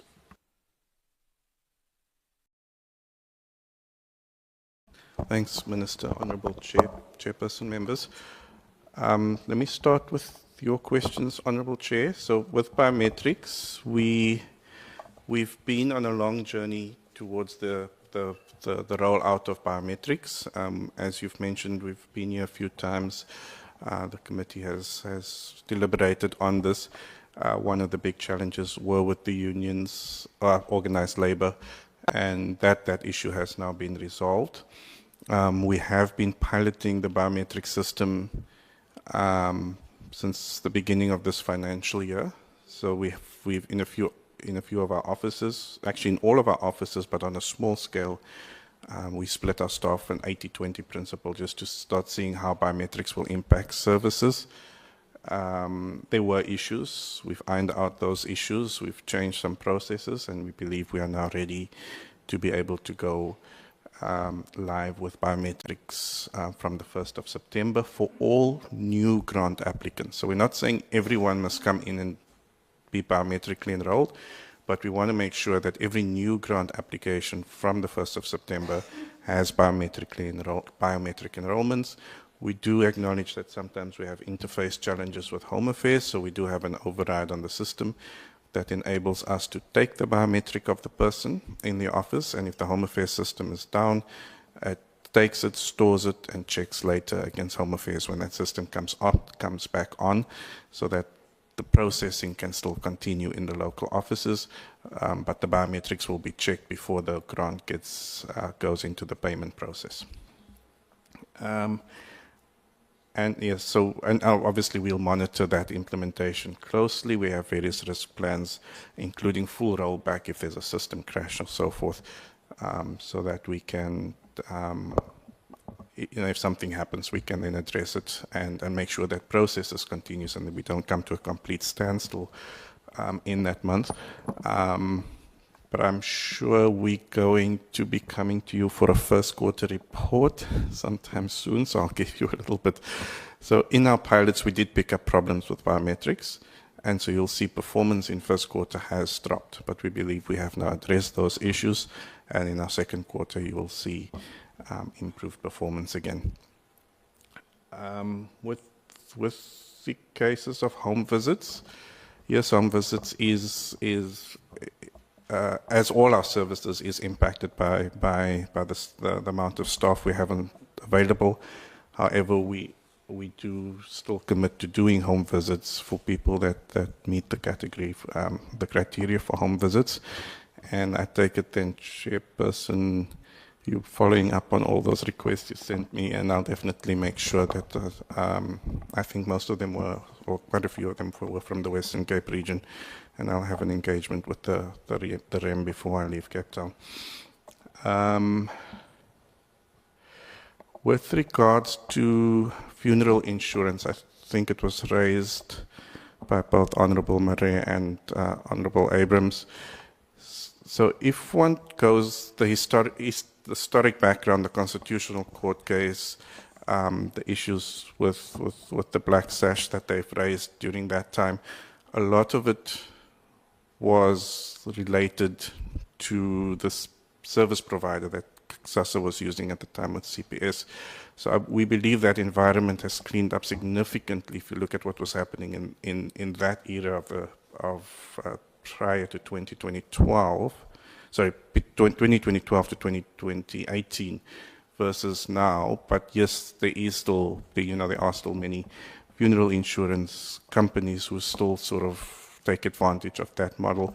So in terms, there is a regulation in the social assistance regulation that allows for funeral deductions, which we manage from SASSA head office, and we've got quite a tight system that we've put in place where everything is also, so we have biometrics in that space, we have triple confirmations, voice recordings, all of that in place to make sure that these contracts don't happen without the full consent of the beneficiary. If a beneficiary then has a dispute, they can lodge that with us, and we will listen to all of those recordings, etc. And all the service providers that participate in that have agreement that if they are found to be wanting in any of their processes, they will issue a full refund to the beneficiary, as well as if they are misbehaving and they get flagged for misbehaving for too long, they also get booted from the system, so they won't be able to participate. So we have found that has cleaned up that environment quite a lot, but obviously there'll still always be people that will take a chance and do that, but the important thing is to then report it. As Minister mentioned, on the other side, though, when someone's doing a debit order against an account, that is something that SASSA doesn't necessarily then have control over, and one would have to lodge that dispute with the relevant bank. I think it was Honorable Abrams that mentioned that the Postbank account doesn't allow for debit orders. That was a commitment they made in the Constitutional Court when they said they can take over, they can provide this function. So one would assume that they would continue that as a service, as a special type of account or service. And there are other banks as well that provides what they call light accounts that's basically just for transacting, that doesn't allow debit orders or the more complicated functionality on those accounts. With the use of third parties, so I think it's important that this has been a journey from 2012, where we used to have over 10,000 cash pay points, to where we are now, where we 100% paying through bank accounts. And it's a journey that involved banking over, if you look at our client base now, it's about 19 million. I think back then we could have been about 10 million or so. So it wasn't something that could happen overnight. There was various steps that SASSA had to put in place. So if you look at the CPS era of the contract, 2012 to 2019, they pretty much did everything for us. They even paid the bank account. So there might have been about 1 million or so people getting their money paid into a bank account. We would pay CPS, CPS would then distribute the money to the different bank accounts. When the SAPO took over, we took over that functionality so that we can now pay money into bank accounts. But we didn't have our own system, so we used the Pacel system that's under National Treasury, is the same system that we use to pay government salaries with. We have now built our own system, and as of 1st of April this year, we're now actually running our own system where we're paying money directly into the bank accounts of beneficiaries. So that was a transition over a number of years. The question around whether there's a deliberate intent for us not to market regulation 2023, I think if you just look at the Postbank numbers, when Postbank took over the contract from SAPO in October 2022, they had 6 million clients. If you look at where they are now, they have 2 million, besides the COVID SRD. So they've lost 4 million clients. If you look at the period between where they were doing the card replacement, just in that 2 months, February and March, 900,000 people switched to other banks. So SASSA is not deliberately not wanting people to switch. If people want to switch, we will support them as best as we can. In terms of backlogs, I don't want to say we don't have backlogs because Honourable Member reported that there are backlogs. We're getting reports from our regions that the backlogs from back then have been resolved, but I will engage with you further just to make sure that the region or the area where the backlogs have been reported, we can address that and investigate and look into what's happening there.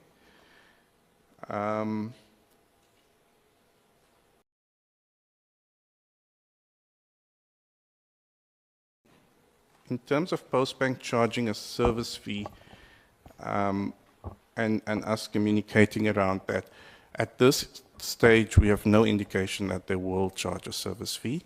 We don't believe it would be in their best interest to charge a service fee because everything, if you look at the service they're offering now, which is essentially a free bank account, many banks offer free bank accounts. So as the moment you start charging a service fee for a bank account, they'll be making themselves uncompetitive. If you look at, so the other thing that they're offering is free withdrawals at point of sale devices. That's at a merchant. Many banks offer that as well. Again, if they were to charge a service fee on that, they would be making themselves uncompetitive. So at this point, we don't expect them to be charging service fees. Obviously, that's a choice they have to make. They have not communicated any decision that they've made with regards to that, and if they do, then that's when one would communicate. So it's difficult to communicate something, and we can't communicate on behalf of the bank in terms of what they're going to do or what they will do.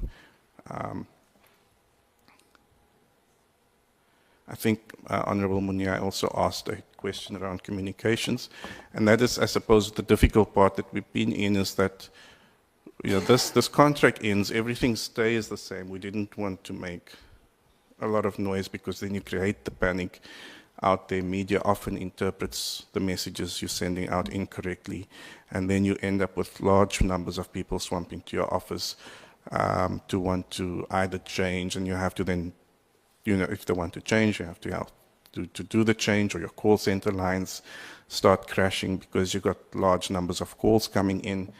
People trying to find out what is happening. So our initial view was that there is, the change is nothing's going to change from the client perspective. There's no change in the services that Postbank's offering. Everything would have been normal. So we haven't gone on a big communications drive, but Honourable Chair, this is a public meeting, so we will definitely monitor the public space, and I'll ask Paseka just to say something on communications, which we will definitely then address proactively as the needs arise.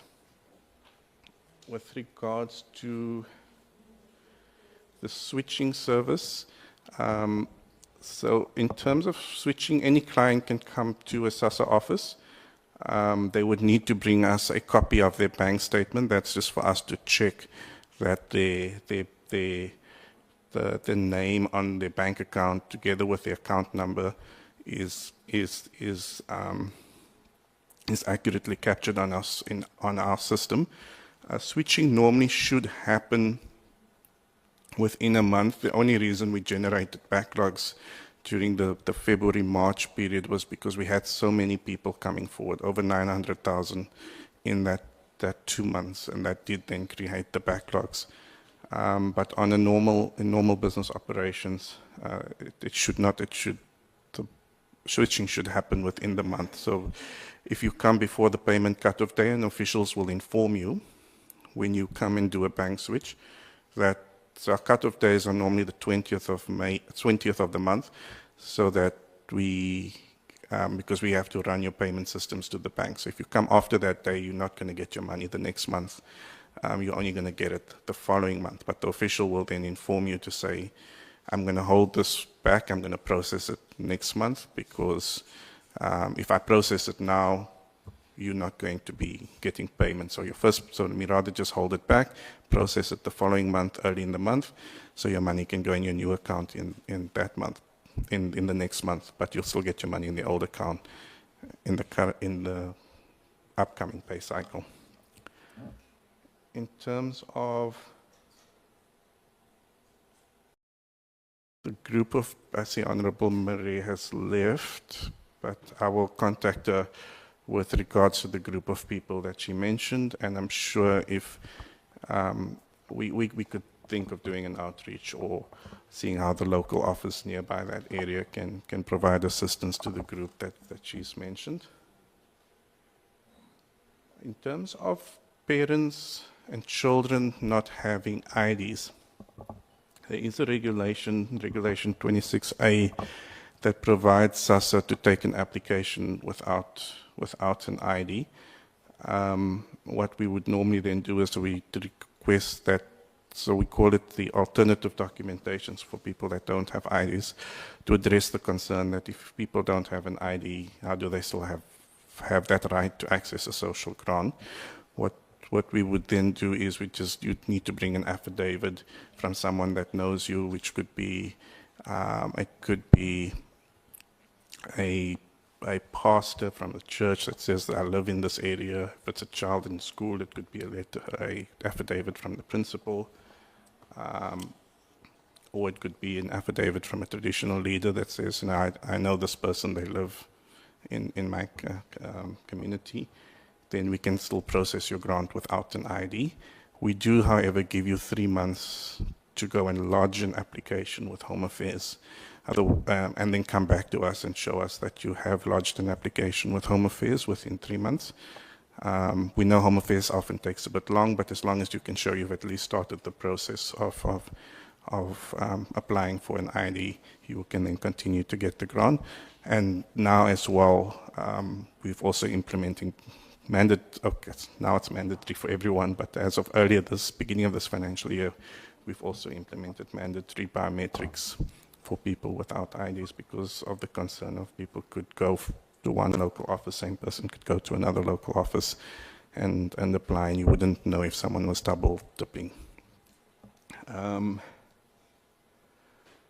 I think I'm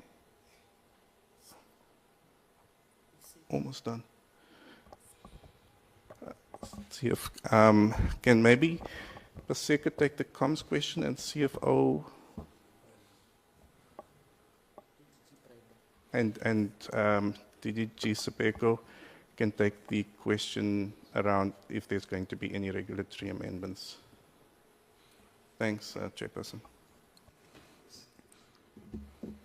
Oh, thank you, Honorable Chair, Minister. I think I would address the question which was asked by Honorable Munyai. In actual fact, in terms of our communications plan, to make sure that we address his concerns, we basically partner with GCIS, which has got a penetration to about 120 community radio stations.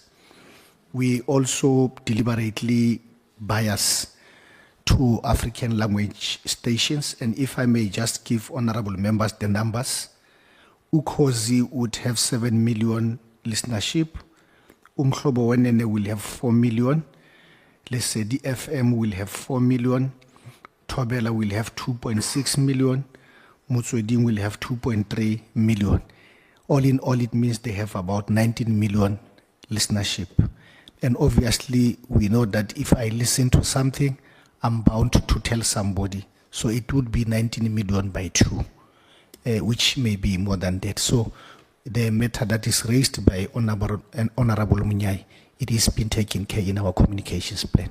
Thanks, Honorable Chair.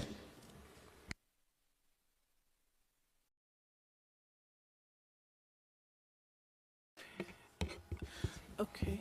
Oh, Okay, thank you very much, Honorable Chair and Honorable Members, Honorable Minister and Honorable DM. Let me just reflect. I think there was a question that talks about what we're thinking about around the savings that may come as a result of phasing out of the contract between ourselves and Postbank. I think when we came and presented the APP, we did put on record, Honorable Chair, that SASSA is already on the modernization and digitization program. And we did indicate that we did not get additional fees from Treasury at this particular point. So part of this money that we do, Chair, will come handy. Currently, we have already said to the committee that we need to do the reviews. We're already going to be able to spend a bit of money around there. I think we've already started now in local offices just to look at the amount that we need to be spending. We've had an engagement with Treasury around this. We'll be able to spend money just probably on getting contract workers in other instances, but also looking at alternative. We're thinking that once the reviews gain momentum, we're likely to see more people within SASSA offices, and that we need to take care of. We also said we need to do the digitization of the current documents that we have. Currently, we're keeping just around 60 million records that we currently have. We need to conclude the back scanning of all existing hard copies of the files that we have for beneficiaries. They need to be scanned into electronic. We'll have to really put that project over the MTF just to be able to conclude on that process. I think honorable members have been complaining about and just indicating the state of office accommodation where we're servicing our beneficiaries. I think you'll be able to see over the MTF actually coming very strongly in terms of the maintenance and also in terms of the infrastructure where we're servicing our beneficiaries. We also really looking, Honorable Chair, just for us to really try to get some of the gadgets that are required, because if you do the modernization, you're going to require a lot of gadgets that could be different to what we are operating. We're also looking at the review of the architecture, which is the ICT architecture, just to look to make sure that we support this. So if we're doing the biometrics that the acting CEO has already spoken about, we're going to really need a bit of jack-up on other areas of the architecture, but also spending a bit of money in terms of the issues of cybersecurity. I think we have come here and indicated that if SASSA is moving to modernization and digitization, then it means that we are prone to risk of cybersecurity, and therefore we'll have to check up. So this is among some of the issues that we have to really look into. They will not happen immediately because we'll be left probably with 6 months after this. But over the MTF, you'll see some of these projects when we come to present to you, the APP coming 26, 27, there'll be some of those documents that will be coming to really deal with it. So I think that's what we will be dealing with, Chair. I think I've covered generally the issue of the savings, what we are thinking currently, and the discussions that is happening internally. Thank you very much. Thanks very much, Chairperson. The question that I'm responding to is the one that relates to the regulation, whether we intend to change the regulations any further with respect to payment. The answer is no, there is no intention to do so, because the regulation already deals, the regulation we have now in place deals with the payment of beneficiaries adequately. It allows the beneficiary to make the choice about where to receive their money, whether to make any choice about the bank. The part that we changed was because SASSA had that responsibility to make a decision on behalf of the beneficiary. We took that decision away, which means it's now completely up to the beneficiary. And SASSA just has to make sure that whatever the beneficiary has chosen, then that is where the money must go. Once the money has gone into the bank account, after that, it's then in the beneficiary's hands how they are going to collect their money, whether they'll use an ATM or they'll go to inside a bank or they'll just go to a retailer. That part we cannot regulate. It's outside of the DSD's mandate in terms of how money flows within the economy. That's a banking function. It doesn't mean, however, that SASSA will not try where there are challenges to assist people or continue to engage with the banking industry. But it's not something that we can legislate. The primary thing for SASSA is to make sure that if the beneficiary has chosen a bank account, then the money goes into that bank account and only that bank account. So we will not be changing any regulations in that regard. Thanks. Thank you so much. I take it that is the end of the responses. I heard a word Quad 7. When we were talking about traditional leaders and principles, is that what you were talking about? Can you respond to that? I didn't hear you in your response to Yes. respond to the Quad 7 situation. So I the don't know what it is. Quad 7s it's just an ID number, like an ID number that starts with 7777 that we generate for the person who doesn't have an ID number. Hence, we call it a Quad 7 number.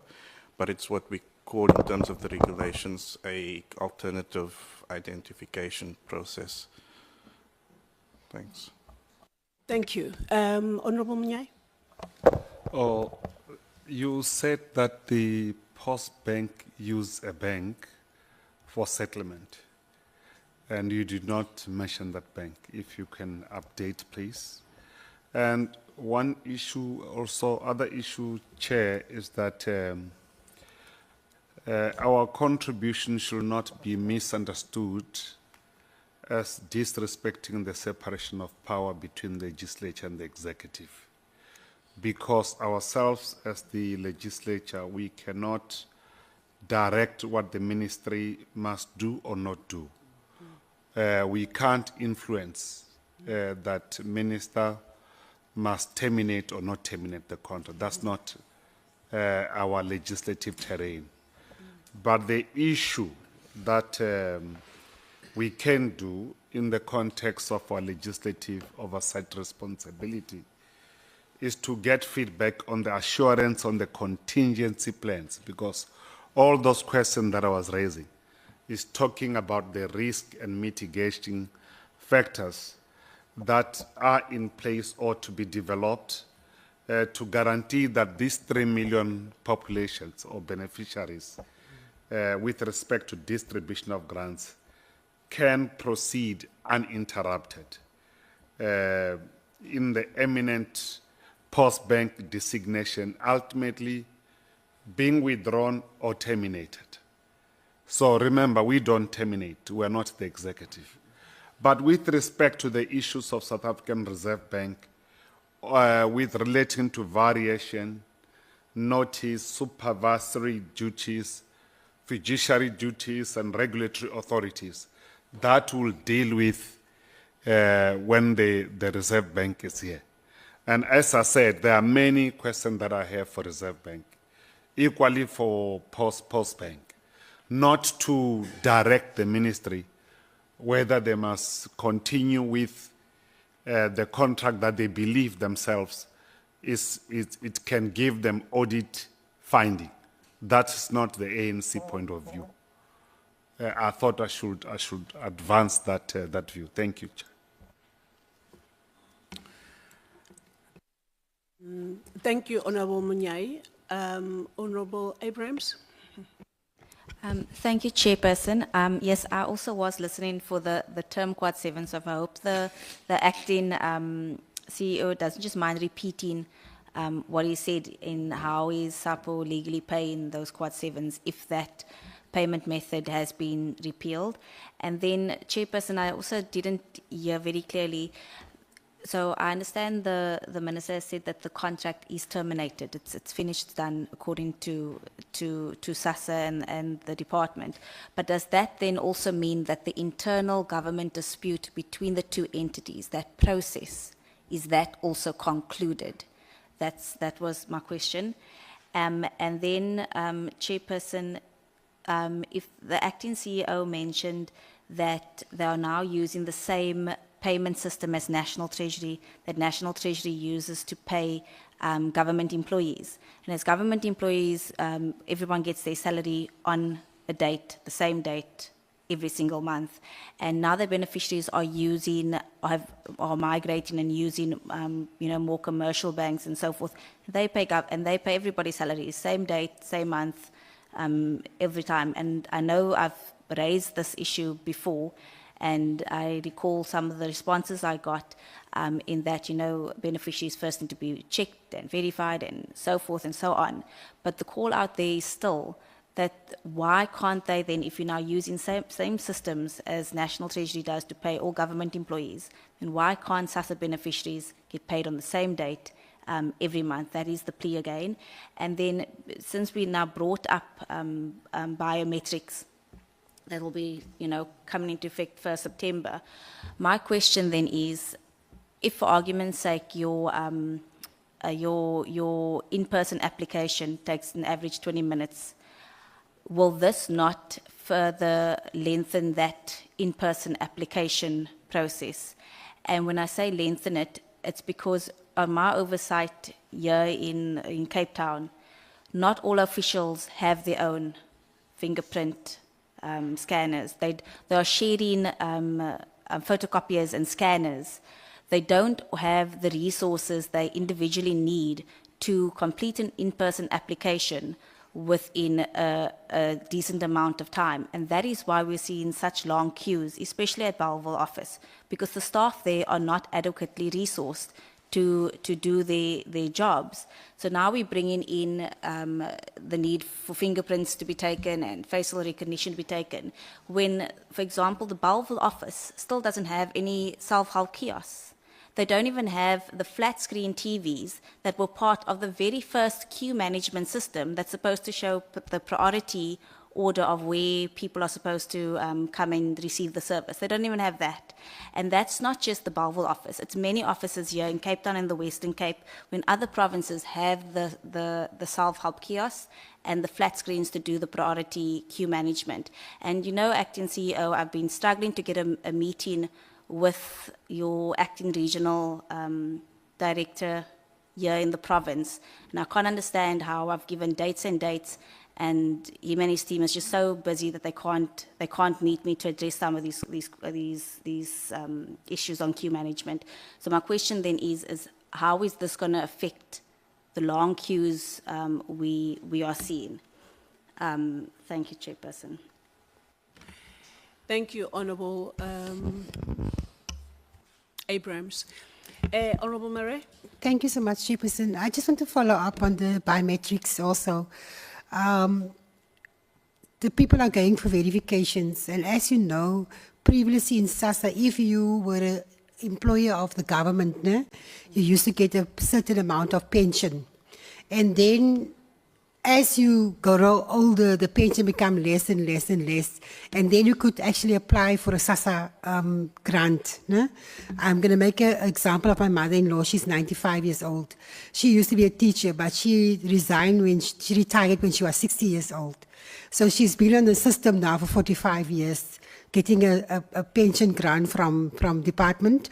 But as she was going along, the pension became smaller. She applied for a SASSA grant. In the beginning, she got 500 something, but now she's getting the full SASSA grant.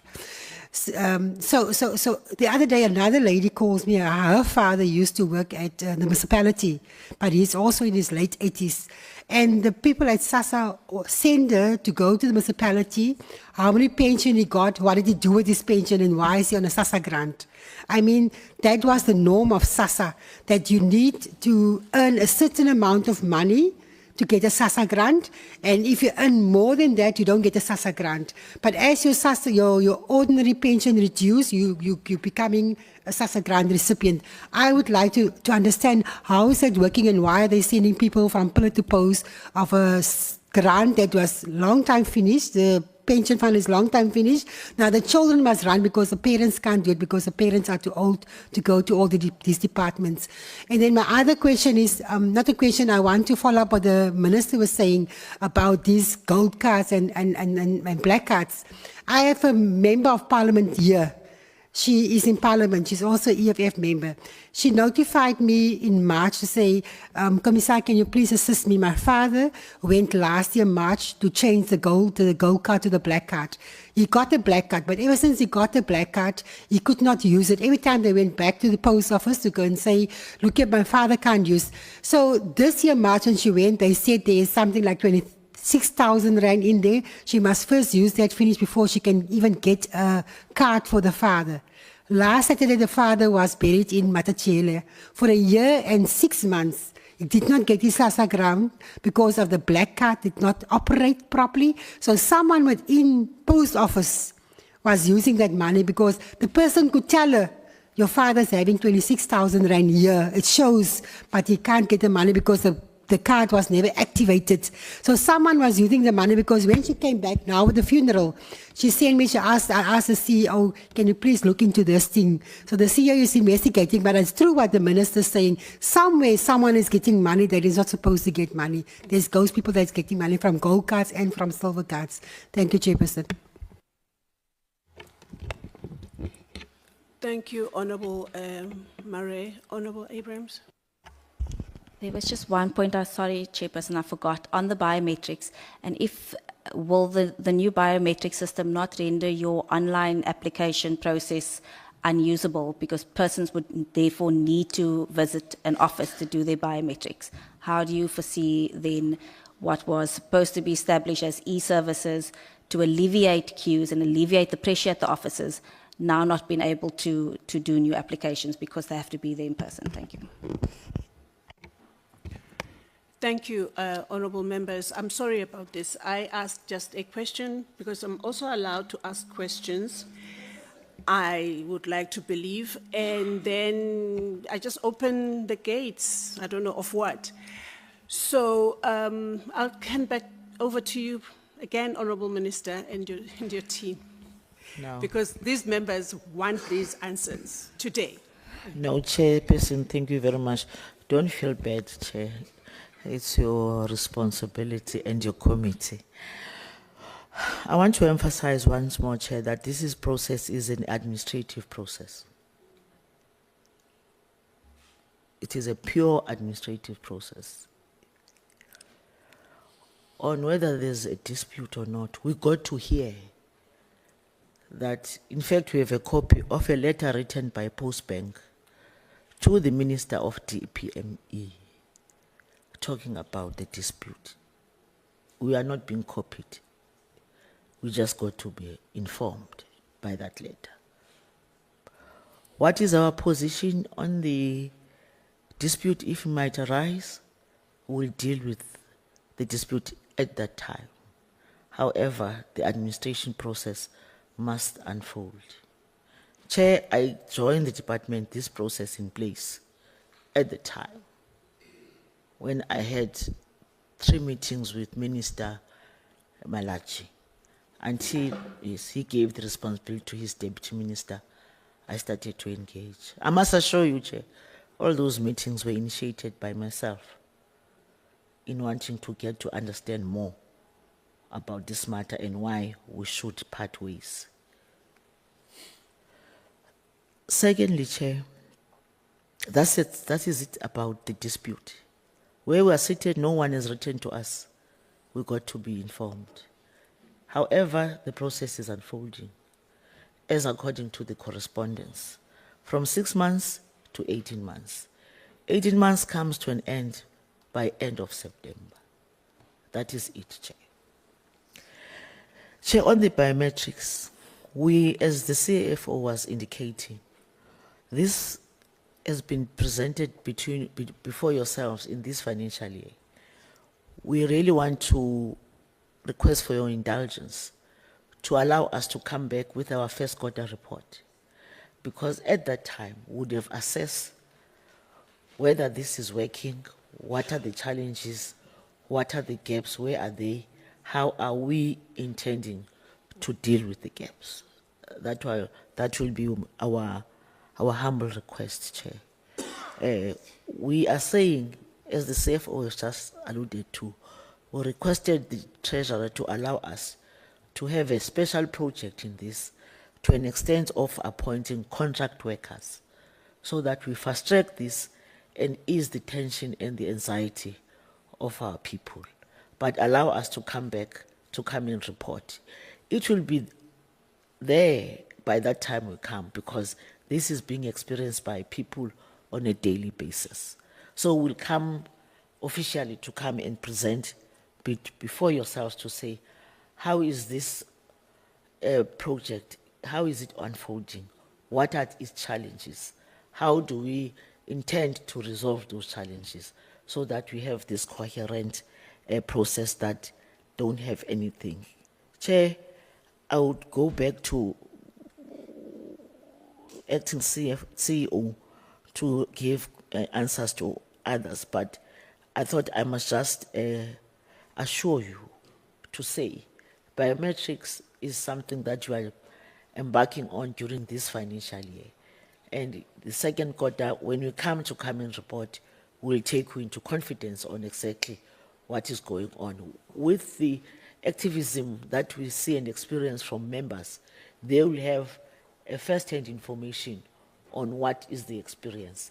But we really want to appeal once more that we be assisted in the implementation of this, because this is an outcome of a cry, both by yourselves and the AGSA outcome, that as honorable members are articulating, we are paying the wrong people. So this process is trying to address exactly that you pay Nokuzola Sesisi Dolashe, whom you can see and touch, who you have proof that she is in fact deserves to get the grant as according to SASSA Act. Anything else would be administrative. What else does she receive? Then the Act comes in because it defines who is supposed to receive the grant anyway. Chair, it has always been like that those who retire from government are different from those who have always been receiving grants as from SASSA, because there's always been that gap that administratively is being addressed. I don't want to get into that space, is more administrative, but I want to assure you and the committee to say we'll come back here to take you into confidence on what is our experience on the biometric system implementation. We'll give solutions where there are gaps, and we'll assure you that that is not going to, is going to be resolved anyway. As I already reflected on the issue of dispute, it's there in the agreement, but also parting ways is also part of the agreement. So if we can read that in its totality, we will find comfort on why of some of the decisions are being taken. Thank you, Chair. Thank you, Honourable Minister. Acting CEO, do you have other, I'm sure you have other questions to answer now. Thanks, Honourable Chair. So in terms of how will the Quad 7, so Quad 7's still banked with Postbank, so banks do also have what you call a light FICA, which enables them to be able to do FICA processes and pay beneficiaries who don't necessarily have their full banking arrangements. Postbank has been having challenges with this particular group, payments for this particular group over the recent months, but they, and sorry, this is to answer Honourable Muniai's question around which bank do they work with. It's Standard Bank, so they have also then put in place an arrangement with Standard Bank to use their, it's like a mobile money type of thing. So money will be deposited in the beneficiary's bank account, and then they will use a cardless solution that's linked to a cell phone to enable withdrawal of the money from the bank account. I think Minister answered the questions on biometrics, and we can provide a very detailed report on that.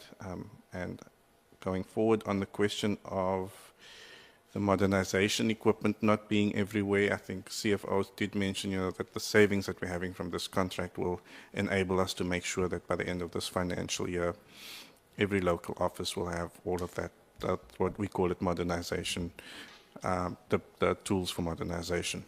So we should that should all be in place. And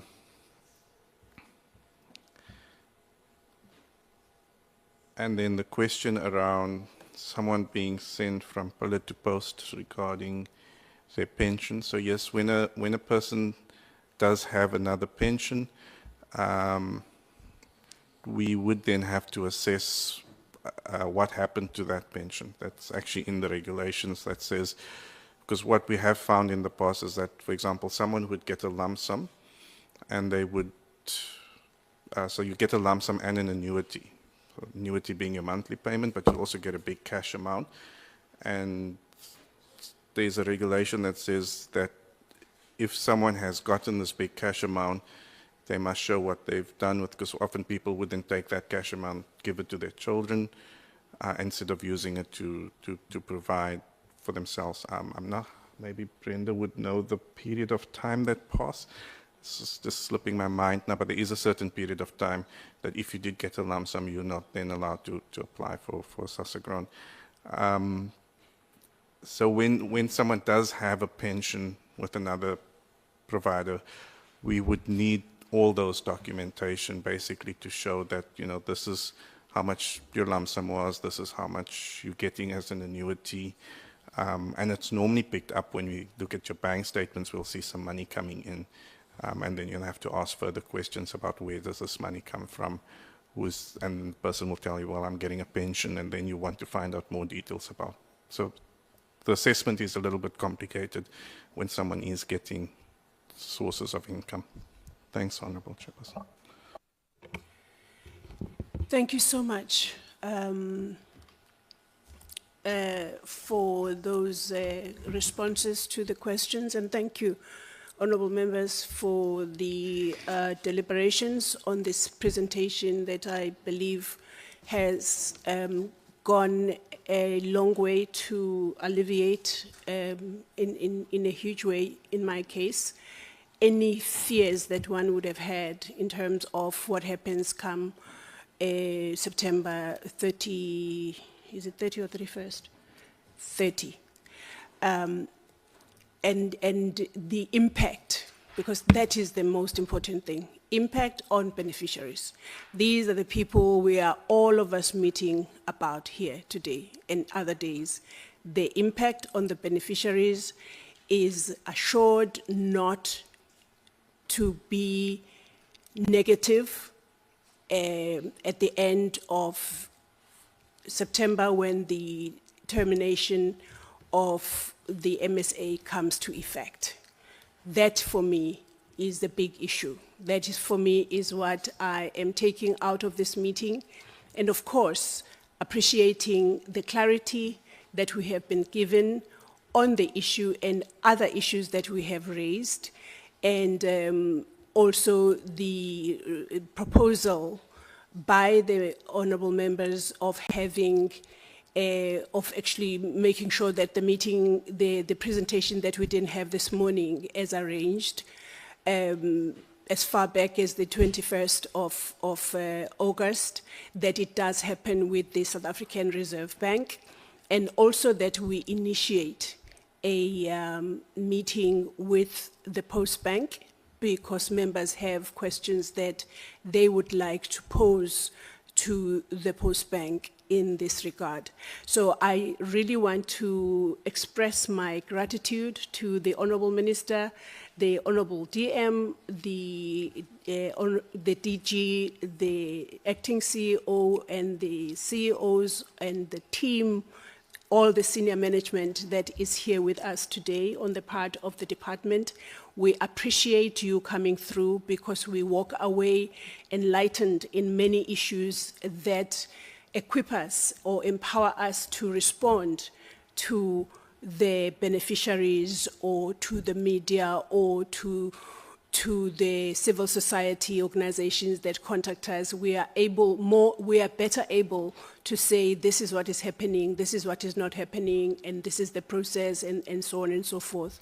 So I would like to thank you so much for having come through today, and thank our honourable members for having come. As I said earlier, that we dragged them out of the hard work very hard work that they are doing in their constituencies, but they have come here. And I hope that the meeting has been worth all the sacrifices that you've made, and that it has also done, as it has done to me, equip you with information that we need. I would like to thank the support people, the support team here, our content advisor, our secretary, and our researcher, our logistics manager, whom I don't see here, Mr. Bulawa, and our stakeholders that are always keeping us on our toes, because they ask questions, because they, as happened yesterday, they marched on us yesterday. Without all that happening, we might, put, what do you do to your guard? What do you do to your guard down? You let your guard down. Yes, we might let our guard down and just chill and not do the work that we were voted to come here and do. So thank you so much to our stakeholders that are with us, and we appreciate you all. I would like to take this opportunity to declare this meeting adjourned with this thing of saying that we are catered for lunch at 12:30 in the Marx Building restaurant. It is a sit-down lunch, but there is a rider, and I'm embarrassed to say it, but there is only 16 spaces for the department and SASSA in this lunch. So someone is going to have to do the mathematics and say, we're going to have lunch. You, not. So I hand that over to the acting CEO, over to the DG on behalf of the Honorable Minister and the Honorable Deputy Minister. But other than that, I would like to declare this meeting adjourned and ask you to please travel safely and be blessed. Thank you so much.